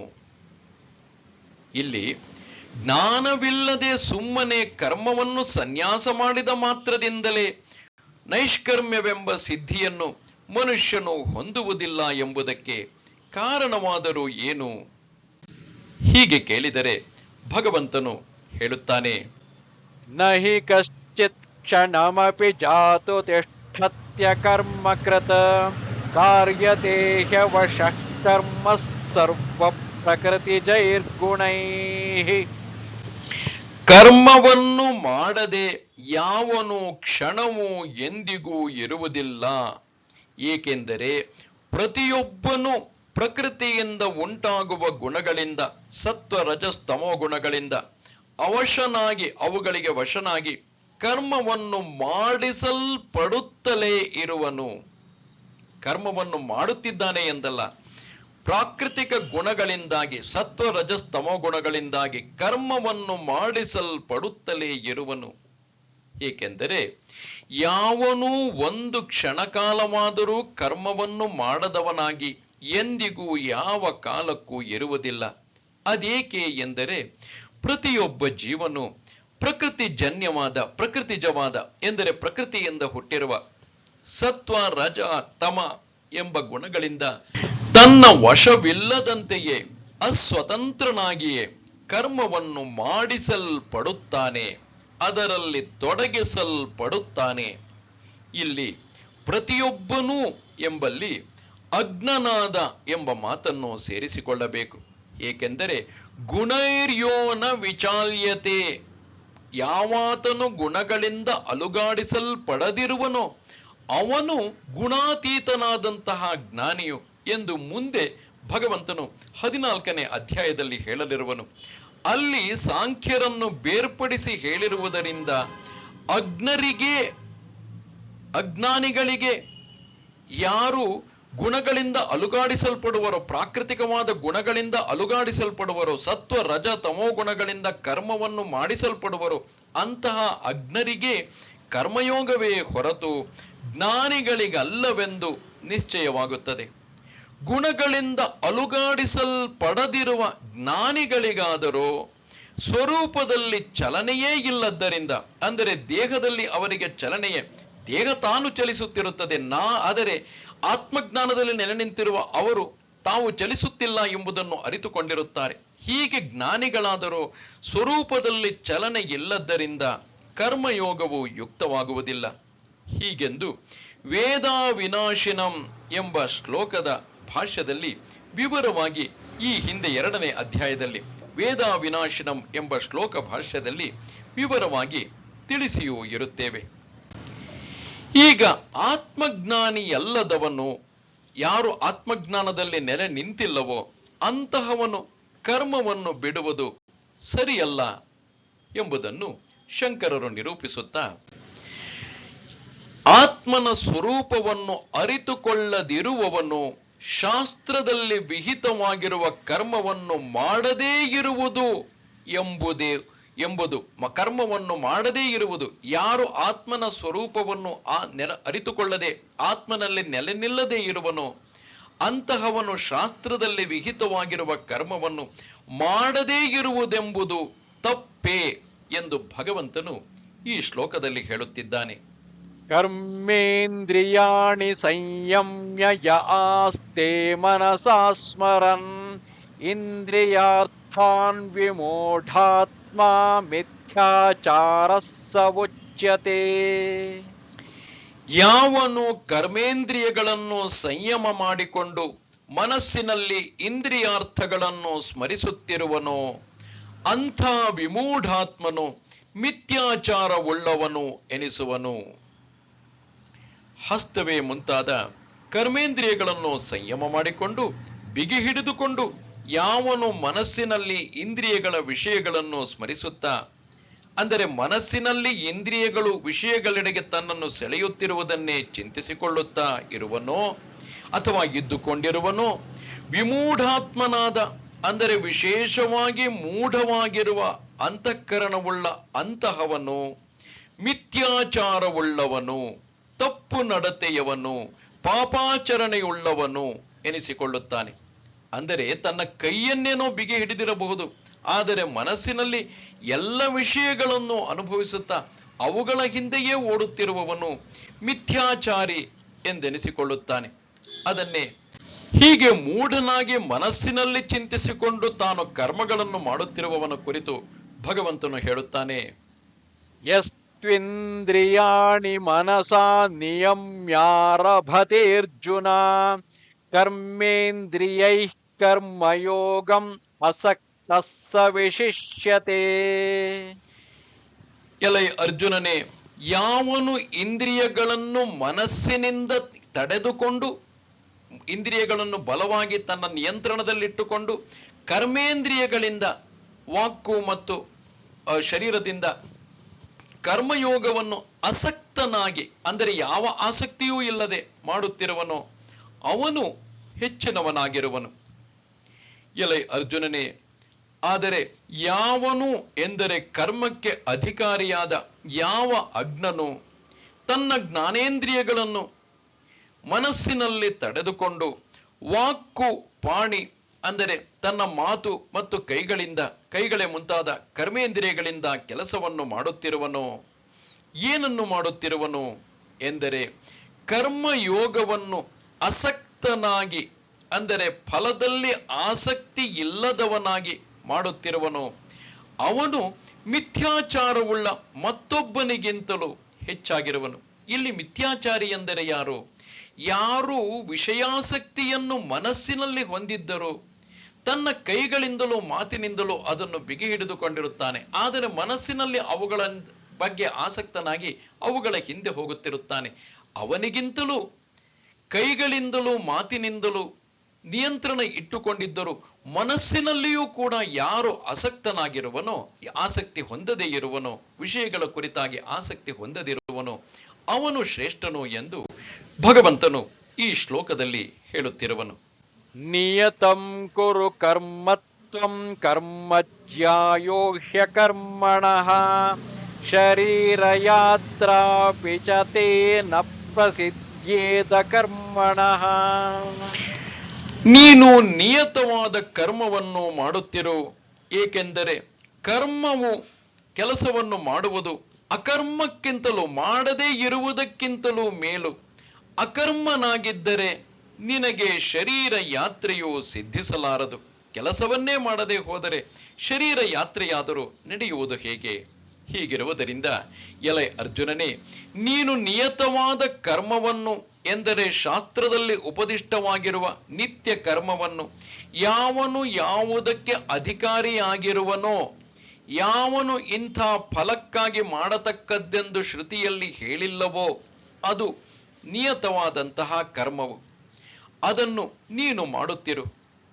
ಏಕೆಂದರೆ ಅಕರ್ಮಕ್ಕಿಂತ, ಯಾವ ಕರ್ಮವನ್ನು ಆರಂಭಿಸದೇ ಇರುವುದಕ್ಕಿಂತ, ಮಾಡದೇ ಇರುವುದಕ್ಕಿಂತ ಕರ್ಮವು ಮೇಲು. ಫಲದಿಂದ ನೋಡಿದರೆ ಹೆಚ್ಚಿನದು. ಅಂದರೆ ಫಲಾಸಕ್ತಿಯನ್ನು ಇಟ್ಟುಕೊಳ್ಳಬೇಕೆಂದೇನು ಹೇಳುತ್ತಿಲ್ಲ, ಆದರೆ ಕರ್ಮವನ್ನು ಮಾಡದೇ ಇರುವುದಕ್ಕಿಂತಲೂ ಏನಾದರೂ ಮಾಡುತ್ತಿರುವುದು ಲೇಸು. ಹೇಗೆಂದರೆ ಅಕರ್ಮದಿಂದ ಎಂದರೆ ಕರ್ಮವನ್ನು ಮಾಡದೇ ಇರುವುದರಿಂದ ನಿನಗೆ ಶರೀರ ಯಾತ್ರೆಯು ಅಂದರೆ ಶರೀರವನ್ನು ಇಟ್ಟುಕೊಂಡಿರುವುದು ಕೂಡ ಸಿದ್ಧಿಸಲಾರದೆ ಆಗದೆ ಹೋದೀತು. ಆದ್ದರಿಂದ ಕರ್ಮಕ್ಕೂ ಅಕರ್ಮಕ್ಕೂ ಇರುವ ಹೆಚ್ಚು ಕಡಿಮೆಯು ಲೋಕದಲ್ಲಿ ಕಂಡೇ ಇದೆ. ಇಲ್ಲಿ ಕರ್ಮವು ಯಾವಾಗಲೂ ಬಂಧಕ. ಕರ್ಮವನ್ನು ಮಾಡುವುದರಿಂದ ನಾನು ಕರ್ಮಬಂಧನಕ್ಕೆ ಒಳಗಾಗುತ್ತೇನೆ ಎಂದು ಹೇಳುವುದು ಸರಿಯಲ್ಲ. ಏಕೆಂದರೆ ಈಗಾಗಲೇ ಭಗವಂತನು ಏನನ್ನೂ ಮಾಡದೇ ಇರುವುದಕ್ಕಿಂತ ಏನನ್ನಾದರೂ ಮಾಡುತ್ತಿರುವುದೇ ಉತ್ತಮ ಎಂದು ಹೇಳುತ್ತಾನೆ. ಅಂತಹ ಸಂದರ್ಭದಲ್ಲಿ ಕರ್ಮವನ್ನು ಮಾಡಿದಾಗ ಅದು ನನ್ನನ್ನು ಬಂಧಿಸುವುದಿಲ್ಲವೇ? ಹೀಗೆ ಹೇಳುವುದು ಕೂಡ ಸರಿಯಲ್ಲ. ಕರ್ಮವು ಬಂಧನವನ್ನು ಉಂಟು ಮಾಡುವುದಾದ್ದರಿಂದ ಅದನ್ನು ಮಾಡತಕ್ಕದ್ದಲ್ಲ ಎಂದು ತಿಳಿದಿರುವೆಯಷ್ಟೇ. ಇಲ್ಲಿ ಅರ್ಜುನ ತಾನು ಯುದ್ಧಕ್ಕೆ ಹೋಗುವುದರಿಂದ ಕುಲನಾಶವನ್ನು ಮಾಡಿದಂತಹ ಕರ್ಮ ಬಂಧಕ್ಕೆ ಒಳಗಾಗುತ್ತೇನೆ ಎಂದುಕೊಂಡಿರುವನಲ್ಲ. ಅದು ಸರಿಯಲ್ಲ. ಹೇಗೆಂದರೆ ಯಜ್ಞಾರ್ಥಾತ್ ಕರ್ಮಣೋನ್ಯತ್ರ ಲೋಕೋಯಂ ಕರ್ಮ ಬಂಧನಃ ತದರ್ಥಂ ಕರ್ಮ ಕೌಂತೇಯ ಮುಕ್ತ ಸಂಗಃ ಸಮಾಚರ. ಯಜ್ಞಾರ್ಥವಾಗಿ ಅಂದರೆ ಸಮರ್ಪಣೆಯ ಮೂಲಕ ಮಾಡುವ ಕರ್ಮವನ್ನು ಬಿಟ್ಟರೆ ಮಿಕ್ಕ ಕಡೆಯಲ್ಲಿ ಲೋಕವು ಕರ್ಮ ಬಂಧನವಾಗಿರುತ್ತದೆ. ಅಂದರೆ ತನ್ನ ಸ್ವಹಿತಾಸಕ್ತಿಯಿಂದ ಮಾಡುವ ಕರ್ಮ ಬಂಧನವಾಗುತ್ತದೆಯೇ ಹೊರತು ಲೋಕಾಸಕ್ತಿಯಿಂದ, ಲೋಕದ ಹಿತದಿಂದ, ಸಮರ್ಪಣೆಯ ಮಾರ್ಗದಿಂದ, ಯಜ್ಞ ಮಾರ್ಗದಿಂದ ಯಾರು ಕರ್ಮವನ್ನು ಮಾಡುತ್ತಾರೋ ಅದು ಬಂಧನವಾಗುವುದಿಲ್ಲ. ಆದ್ದರಿಂದ ಎಲೈ ಕೌಂತೆಯನೇ, ಅದಕ್ಕಾಗಿ ಕರ್ಮವನ್ನು ಸಂಗರಹಿತನಾಗಿ ಮಾಡು, ಅದಕ್ಕೆ ಅಂಟಿಕೊಳ್ಳದಂತೆ ಮಾಡು. ಇಲ್ಲಿ ಯಜ್ಞ ಎಂದರೆ ವಿಷ್ಣು ಎಂದರ್ಥ. ಯಜ್ಞವೆಂದರೆ ವಿಷ್ಣುವೇ ಎಂಬ ಶ್ರುತಿಯು ಈ ಅರ್ಥಕ್ಕೆ ಆಧಾರವಾಗಿದೆ. ಆ ವಿಷ್ಣುವಿಗಾಗಿ ಯಾವುದನ್ನು ಮಾಡುವರೋ, ಇಲ್ಲಿ ವಿಷ್ಣು ಎಂಬ ಅರ್ಥವನ್ನು ಕೇವಲ 4 ಕೈಗಳಿರುವ ನಾರಾಯಣ ಎಂಬ ಅರ್ಥದಲ್ಲಷ್ಟೇ ನೋಡುವುದಲ್ಲ. ವಿಷ್ಣುವೆಂದರೆ ಲೋಕಪಾಲಕ. ಆದ್ದರಿಂದ ಲೋಕಪಾಲನೆ, ಲೋಕಹಿತದಿಂದ ಯಾವುದನ್ನು ಮಾಡುತ್ತೇವೋ ಅದು ವಿಷ್ಣುವಿಗೆ ಸಮರ್ಪಿಸಿದಂತೆ. ವಿಷ್ಣುವಿನ ಆಧಾರವನ್ನಿಟ್ಟುಕೊಂಡು ಯಾವುದನ್ನು ಮಾಡುವರೋ, ವಿಷ್ಣುವಿಗಾಗಿ ಯಾವುದನ್ನು ಮಾಡುವರೋ, ಲೋಕಪಾಲನೆಗಾಗಿ ಯಾವುದನ್ನು ಮಾಡುವರೋ ಅದು ಯಜ್ಞಾರ್ಥವಾದಂತಹ ಕರ್ಮವು. ಅದನ್ನು ಬಿಟ್ಟರೆ ಮಿಕ್ಕ ಕಡೆಯಲ್ಲಿ ಎಂದರೆ ಉಳಿದ ಕರ್ಮದಿಂದ ಈ ಲೋಕವು ಎಂದರೆ ಅಧಿಕಾರಿಗಳಾಗಿ ಕರ್ಮವನ್ನು ಮಾಡುವ ಜನವು ಕರ್ಮ ಬಂಧನವಾಗಿರುತ್ತದೆ. ಕರ್ಮವು ಯಾರಿಗೆ ಬಂಧನವಾಗಿರುವುದೋ ಅಂಥದ್ದು ಆ ಜನವು ಕರ್ಮ ಬಂಧನವು. ಹೀಗೆ ಮಿಕ್ಕ ಕರ್ಮದಿಂದ ಕಟ್ಟು ಬಿದ್ದಿರುವುದೇ ಹೊರತು ಯಜ್ಞಾರ್ಥವಾದ ಕರ್ಮದಿಂದ ಬಂಧನವನ್ನು ಪಡೆಯುವುದಿಲ್ಲ. ಆದ್ದರಿಂದ ಅಂದರೆ ಅದಕ್ಕಾಗಿ ಎಂದರೆ ಯಜ್ಞಾರ್ಥವಾಗಿ ಕೌಂತೆಯನೇ ಮುಕ್ತ ಸಂಗನಾಗಿ ಎಂದರೆ ಕರ್ಮ ಫಲದಲ್ಲಿ ಸಂಘವನ್ನು ಬಿಟ್ಟವನಾಗಿ, ಕರ್ಮ ಫಲದಲ್ಲಿ ಆಸಕ್ತಿಯನ್ನು ಸಂಘವನ್ನು ಬಿಟ್ಟವನಾಗಿ ಕರ್ಮವನ್ನು ಆಚರಿಸು, ಅಂದರೆ ಕರ್ಮವನ್ನು ಮಾಡು ಎಂದು ಅರ್ಥ. ದೇವತೆಗಳಿಗೂ ಮನುಷ್ಯರಿಗೂ ಇರುವಂತಹ ಕರ್ಮ ಸಂಬಂಧವನ್ನು ಇಲ್ಲಿ ಶಂಕರರು ನಿರೂಪಿಸುತ್ತಿರುವರು. ಕರ್ಮಕ್ಕೆ ಅಧಿಕಾರಿಯಾದವನು ಈ ಕಾರಣದಿಂದಲೂ ಕರ್ಮವನ್ನು ಮಾಡಬೇಕೆಂದು ಮುಂದಿನ 4 ಶ್ಲೋಕಗಳಲ್ಲಿ ತಿಳಿಸುತ್ತಿರುವರು. ಸಹ ಯಜ್ಞಾಃ ಪ್ರಜಾಃ ಸೃಷ್ಟ್ವಾ ಪುರೋವಾಚ ಪ್ರಜಾಪತಿಃ ಅನೇನ ಪ್ರಸವಿಷ್ಯಧ್ವಂ ಯೇಷವೋಸ್ತ್ವಿಷ್ಟ ಕಾಮಧುಕ್. ಪೂರ್ವದಲ್ಲಿ ಪ್ರಜಾಪತಿಯು ಯಜ್ಞಗಳೊಡನೆ ಪ್ರಜೆಗಳನ್ನು ಸೃಷ್ಟಿಸಿ ಹೇಳಿದನೇನೆಂದರೆ, ಇದರಿಂದ ಅಭಿವೃದ್ಧಿಯನ್ನು ಹೊಂದಿರಿ, ಅದು ನಿಮಗೆ ಇಷ್ಟ ಕಾಮಧುಕ್ಕಾಗಲಿ. ದೇವಾನ್ ಭಾವಯತಾನೇನ ತೇ ದೇವಾ ಭಾವಯಂತು ವಃ ಪರಸ್ಪರಂ ಭಾವಯಂತ ಶ್ರೇಯಃ ಪರಮವಾಪ್ಸ್ಯಥ. ಇದರಿಂದ ದೇವತೆಗಳನ್ನು ಭಾವಿಸಿರಿ, ಆ ದೇವತೆಗಳು ನಿಮ್ಮನ್ನು ಭಾವಿಸಲಿ. ಹೀಗೆ ಒಬ್ಬರನ್ನೊಬ್ಬರು ಭಾವಿಸುತ್ತಿದ್ದರೆ ಪರಮ ಶ್ರೇಯಸ್ಸನ್ನು ಪಡೆಯುವಿರಿ. ಇಷ್ಟಾನ್ ಭೋಗಾನ್ ಹಿ ವೋ ದೇವಾಃ ದಾಸ್ಯಂತೆ ಯಜ್ಞ ಭಾವಿತಾಃ ತೈರ್ದತ್ತಾನ ಪ್ರದಾಯೈಭ್ಯಃ ಯೋ ಭುಂಕ್ತೇಸ್ತೇನ ಏವ ಸಹ. ಯಜ್ಞ ಭಾವಿತರಾದ ದೇವತೆಗಳು ನಿಮಗೆ ಇಷ್ಟವಾದ ಭೋಗಗಳನ್ನು ಕೊಡುವರಲ್ಲವೇ? ಅವರು ಕೊಟ್ಟಿರುವವುಗಳನ್ನು ಅವರಿಗೆ ಕೊಡದೆ ಯಾವನು ಭೋಗಿಸುತ್ತಿರುವನೋ ಅವನು ಕಳ್ಳನೇ ಸರಿ. ಯಜ್ಞಶಿಷ್ಟಾಶಿನಃ ಸಂತಃ ಮುಚ್ಯಂತೆ ಸರ್ವಕಿಲ್ಬಿಷೈಃ ಭುಂಜತೆ ತೇ ತ್ವಘಂ ಪಾಪಾಃ ಯೇ ಪಚಂತ್ಯಾತ್ಮಕಾರಣಾತ್. ಯಜ್ಞ ಶಿಷ್ಟವಾದದ್ದನ್ನು ತಿನ್ನುವವರಾಗಿರುವವರು ಸರ್ವ ಕಿಲ್ಬಿಷಗಳಿಂದಲೂ ಬಿಡುಗಡೆ ಹೊಂದುತ್ತಾರೆ. ಯಾರು ತಮಗಾಗಿ ಪಾಕ ಮಾಡಿಕೊಳ್ಳುವರೋ, ಇಲ್ಲಿ ಯಜ್ಞ ಶಿಷ್ಟವಾದುದು ಎಂದರೆ ಲೋಕಾರ್ಪಿತವಾದದ್ದು, ಲೋಕಕ್ಕೆ ನಾವು ದುಡಿದದ್ದನ್ನು ಸಮರ್ಪಣೆ ಮಾಡಿ ಆ ನಂತರ ಉಳಿದದ್ದನ್ನು ಯಾರು ತಿನ್ನುವರೋ ಅವರು ಸರ್ವ ಕಿಲ್ಬಿಷಗಳಿಂದಲೂ ಬಿಡುಗಡೆ ಹೊಂದುತ್ತಾರೆ. ಆದರೆ ಯಾರು ತಮಗಾಗಿ ದುಡಿದದ್ದೆಲ್ಲ ನಾನೇ ತಿನ್ನಬೇಕು ಎಂದು ತಮಗಾಗಿ ಪಾಕ ಮಾಡಿಕೊಳ್ಳುವರೋ ಆ ಪಾಪಿಗಳು ಅಘವನ್ನು ಭೋಗಿಸುವರು. ಪೂರ್ವದಲ್ಲಿ ಎಂದರೆ ಮೊದಲು ಸೃಷ್ಟಿ ಮಾಡುವಾಗ ಪ್ರಜಾಪತಿಯು ಪ್ರಜೆಗಳನ್ನು ಸೃಷ್ಟಿಸುವಂತಹ ಬ್ರಹ್ಮನು ಸಹಯಜ್ಞರಾದ ಎಂದರೆ ಯಜ್ಞಗಳೊಡನೆ ಪ್ರಜೆಗಳನ್ನು ಎಂದರೆ 3 ವರ್ಣದವರನ್ನು ಸೃಷ್ಟಿ ಮಾಡಿ ಹುಟ್ಟಿಸಿ ನುಡಿಯುತ್ತಾನೆ. ಅವರಿಗೆ ಹೀಗೆಂದು ಹೇಳುತ್ತಾನೆ, ಈ ಯಜ್ಞದಿಂದ ಪ್ರಸವಿಷ್ಯಧ್ವಂ, ಇಲ್ಲಿ ಪ್ರಸವ ಎಂದರೆ ವೃದ್ಧಿಯು, ಉತ್ಪತ್ತಿಯು, ಅದನ್ನು ಮಾಡಿರಿ. ಈ ಯಜ್ಞವು ನಿಮಗೆ ಇಷ್ಟ ಕಾಮಧುಕ್ಕಾಗಲಿ.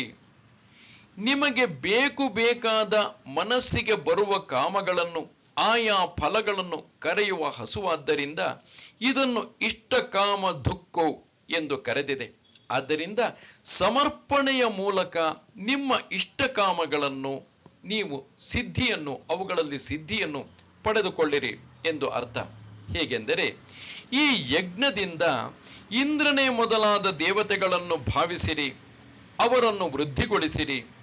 ಆ ದೇವತೆಗಳು ನಿಮಗೆ ಮಳೆ ಮುಂತಾದದ್ದನ್ನು ಕೊಡುವುದರಿಂದ ವಹ ಅಂದರೆ ಯುಷ್ಮಾನ್ ನಿಮ್ಮನ್ನು ಭಾವಿಸಲಿ.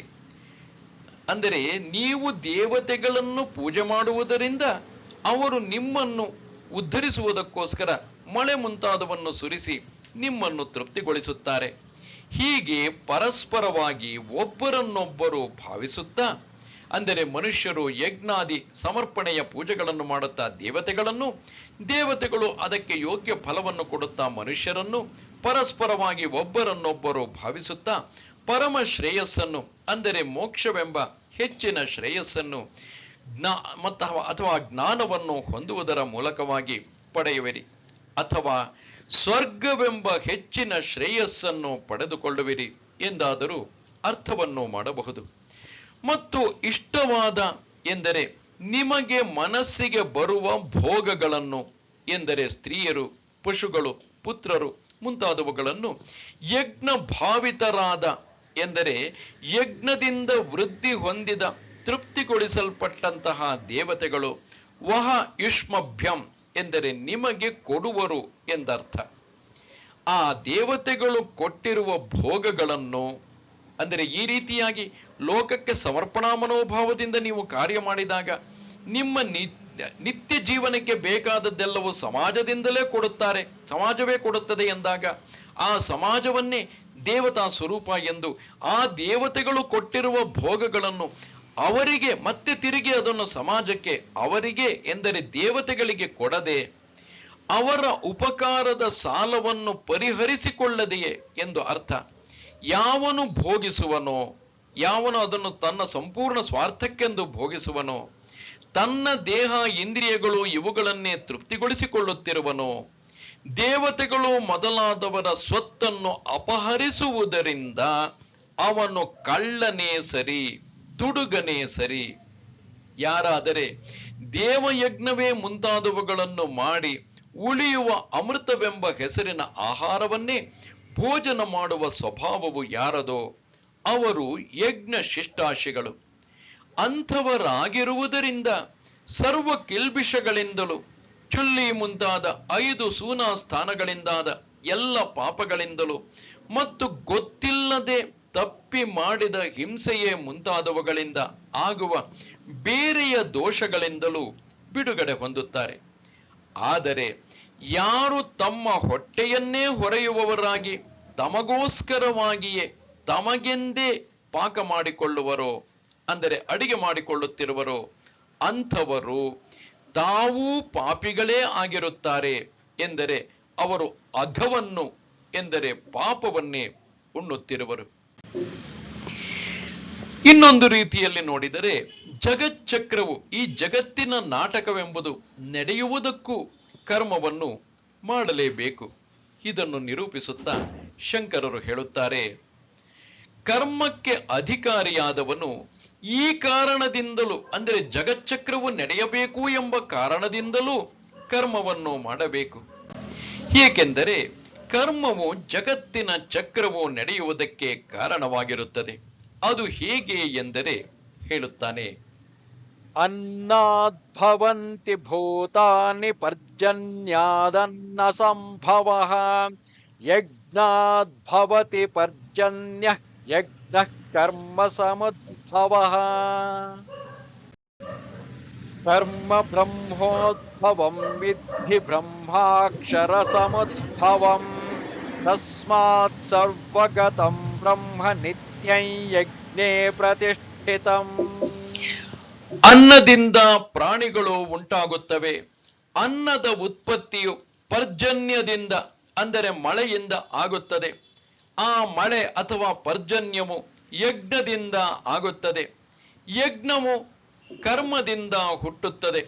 ಕರ್ಮವು ಬ್ರಹ್ಮದಿಂದ ಉದ್ಭವಿಸುವುದೆಂದು ತಿಳಿ.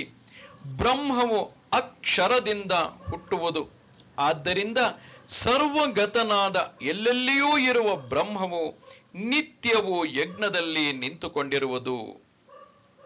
ಉಂಡ ಅನ್ನವು ರಕ್ತವು ರೇತಸ್ಸು ಆಗಿ ಪರಿಣಮಿಸಲಾಗಿ ಅದರಿಂದ ಪ್ರಾಣಿಗಳು ಉಂಟಾಗುತ್ತವೆ ಎಂಬುದು ಪ್ರತ್ಯಕ್ಷವು. ಪರ್ಜನ್ಯದಿಂದ ಎಂದರೆ ಮಳೆಯಿಂದ ಅನ್ನ ಸಂಭವವು, ಎಂದರೆ ಅನ್ನದ ಉತ್ಪತ್ತಿಯು. ಪರ್ಜನ್ಯವು ಯಜ್ಞದಿಂದ ಆಗುತ್ತದೆ, ಏಕೆಂದರೆ ಅಗ್ನಿಯಲ್ಲಿ ಸರಿಯಾಗಿ ಹಾಕಿದ ಹೋಮವು ಆದಿತ್ಯನನ್ನು ಹೋಗಿ ಮುಟ್ಟುತ್ತದೆ. ಆದಿತ್ಯನಿಂದ ವೃಷ್ಟಿಯಾಗುತ್ತದೆ, ವೃಷ್ಟಿಯಿಂದ ಅನ್ನವಾಗುತ್ತದೆ, ಅದರಿಂದ ಪ್ರಜೆಗಳು ಉಂಟಾಗುತ್ತವೆ ಎಂದು ಸ್ಮೃತಿಯಲ್ಲಿ ಹೇಳಿರುತ್ತದೆ. ಯಜ್ಞವೆಂದರೆ ಇಲ್ಲಿ ಅಪೂರ್ವವು, ಇದು ಕರ್ಮದಿಂದ ಹುಟ್ಟುತ್ತದೆ. ಯಜ್ಞವನ್ನು ಮಾಡುವಾತನು ಮತ್ತು ಋತ್ವಿಕ್ಕುಗಳು ಮಾಡುವ ವ್ಯಾಪಾರವೇ ಕರ್ಮವು.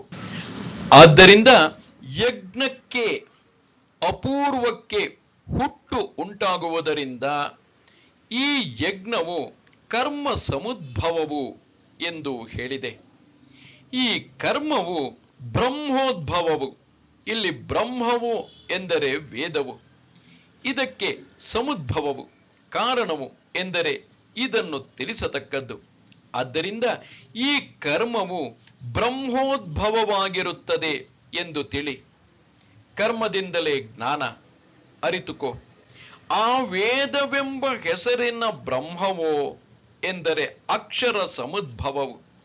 ಅಕ್ಷರವೆಂದರೆ ಬ್ರಹ್ಮವು, ಪರಮಾತ್ಮನು. ಆ ಬ್ರಹ್ಮಕ್ಕೆ ಕಾರಣವಾಗಿರುವುದರಿಂದ ವೇದ ರೂಪವಾದ ಆ ಬ್ರಹ್ಮವು ಅಕ್ಷರ ಸಮುದ್ಭವವಾಗಿರುತ್ತದೆ ಎಂದರ್ಥ.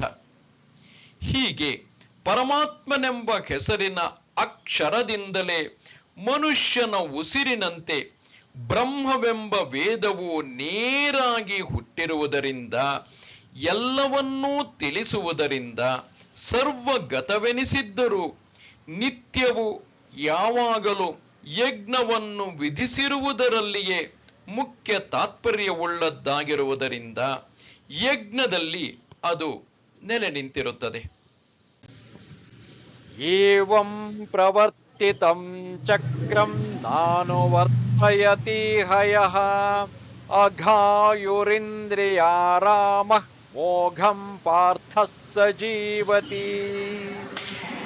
ಎಲೈ ಪಾರ್ಥನೆ, ಹೀಗೆ ಪ್ರವರ್ತಿತವಾಗಿರುವ ಚಕ್ರವನ್ನು ಯಾವನು ಇಲ್ಲಿ ಅನುಸರಿಸುವುದಿಲ್ಲವೋ, ಅಘಾಯುವು ಇಂದ್ರಿಯಾರಾಮನು ಆದ ಅವನು ಬದುಕಿರುವುದು ವ್ಯರ್ಥವು.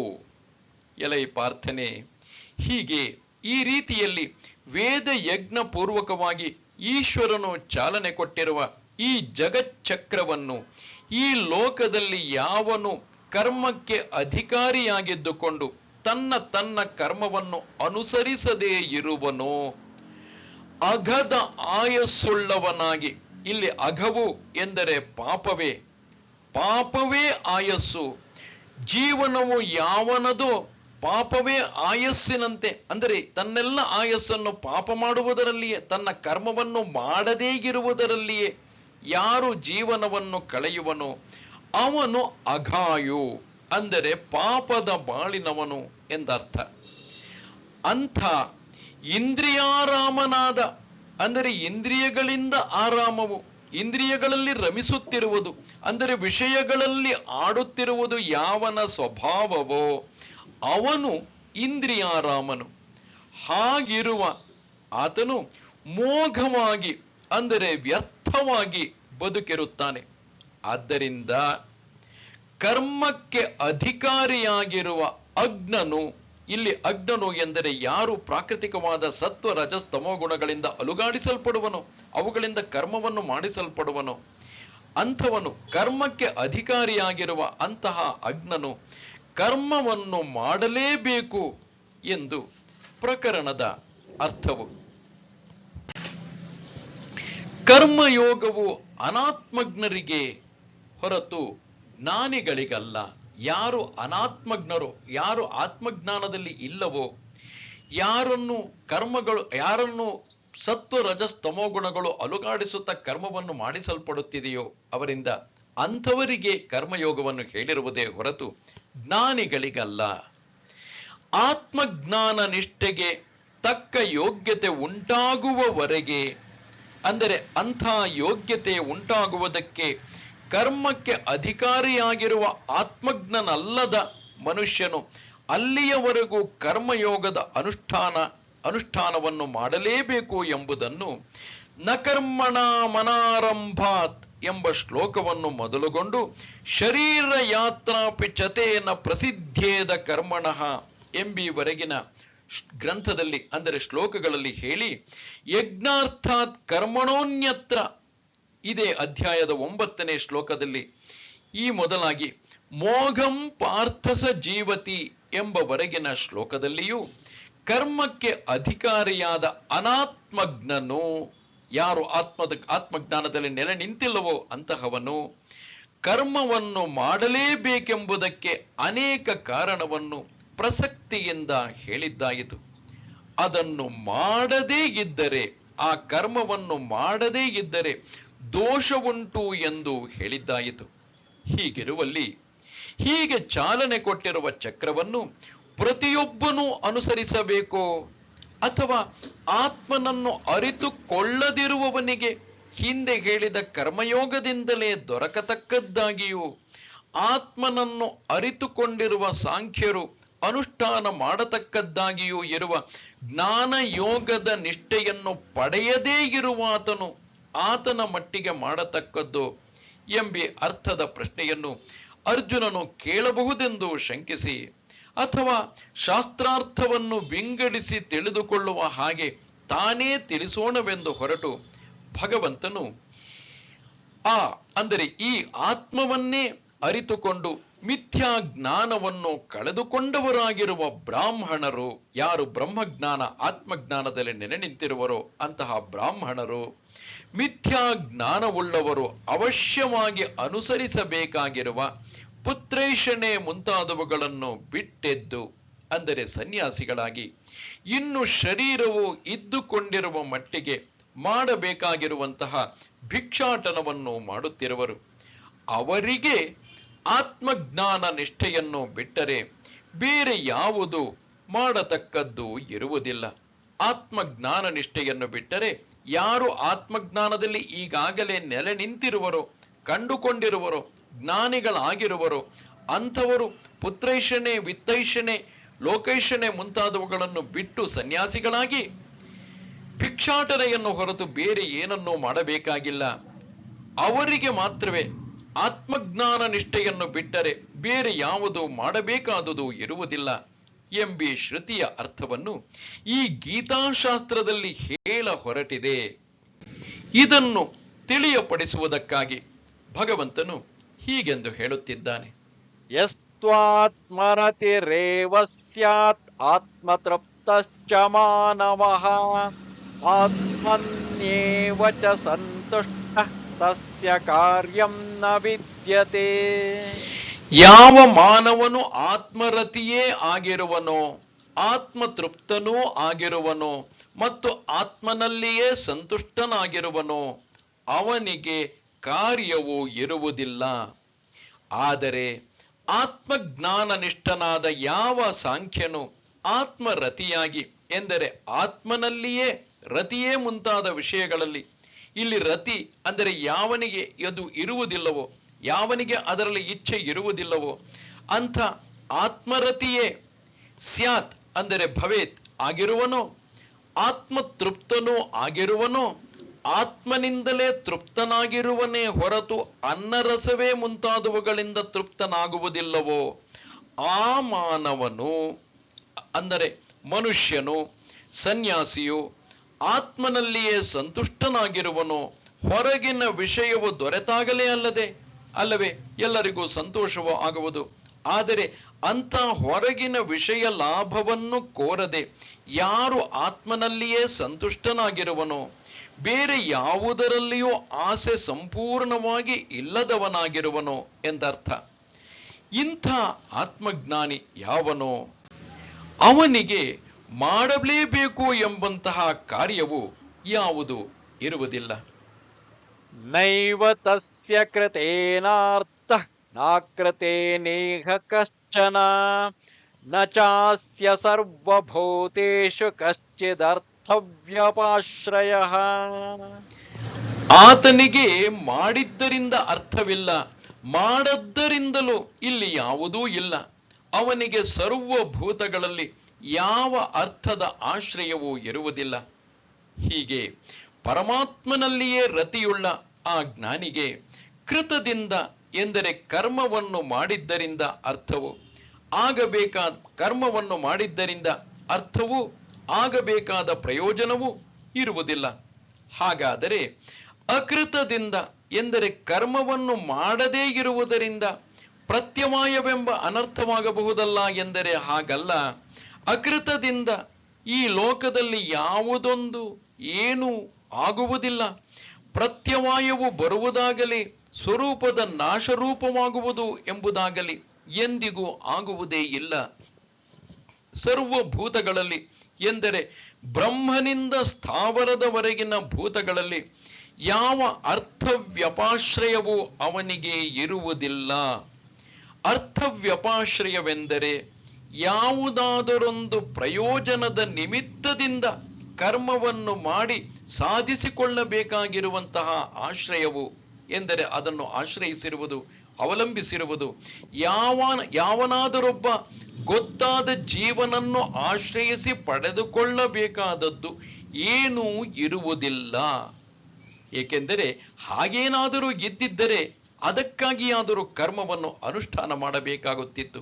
ಆದರೆ ಜ್ಞಾನಿಯಾದವನಿಗೆ ಅಂತಹ ಯಾವುದೇ ಆಶ್ರಯವನ್ನು ಅವಲಂಬಿಸಿ ಪಡೆದುಕೊಳ್ಳಬೇಕಾದದ್ದು ಎಂಬುದು ಯಾವುದೂ ಇರುವುದಿಲ್ಲ. ಆದರೆ ನೀನು ಎಲ್ಲೆಲ್ಲಿಯೂ ನೀರು ತುಂಬಿರುವ ಜಲಾಶಯದಂತೆ ಇರುವ ಈ ಸಮ್ಯಕ್ ದರ್ಶನದಲ್ಲಿ ಇರುವುದಿಲ್ಲ, ನೀನು ಇರುವುದಿಲ್ಲ. ಹೀಗಿರುವುದಷ್ಟೇ. ತಸ್ಮಾದಸಕ್ತಃ ಸತತಂ ಕಾರ್ಯಂ ಕರ್ಮ ಸಮಾಚರ ಅಸಕ್ತೋ ಹ್ಯಾಚರನ್ ಕರ್ಮ ಪರಮಾಪ್ನೋತಿ ಪೂರುಷಃ.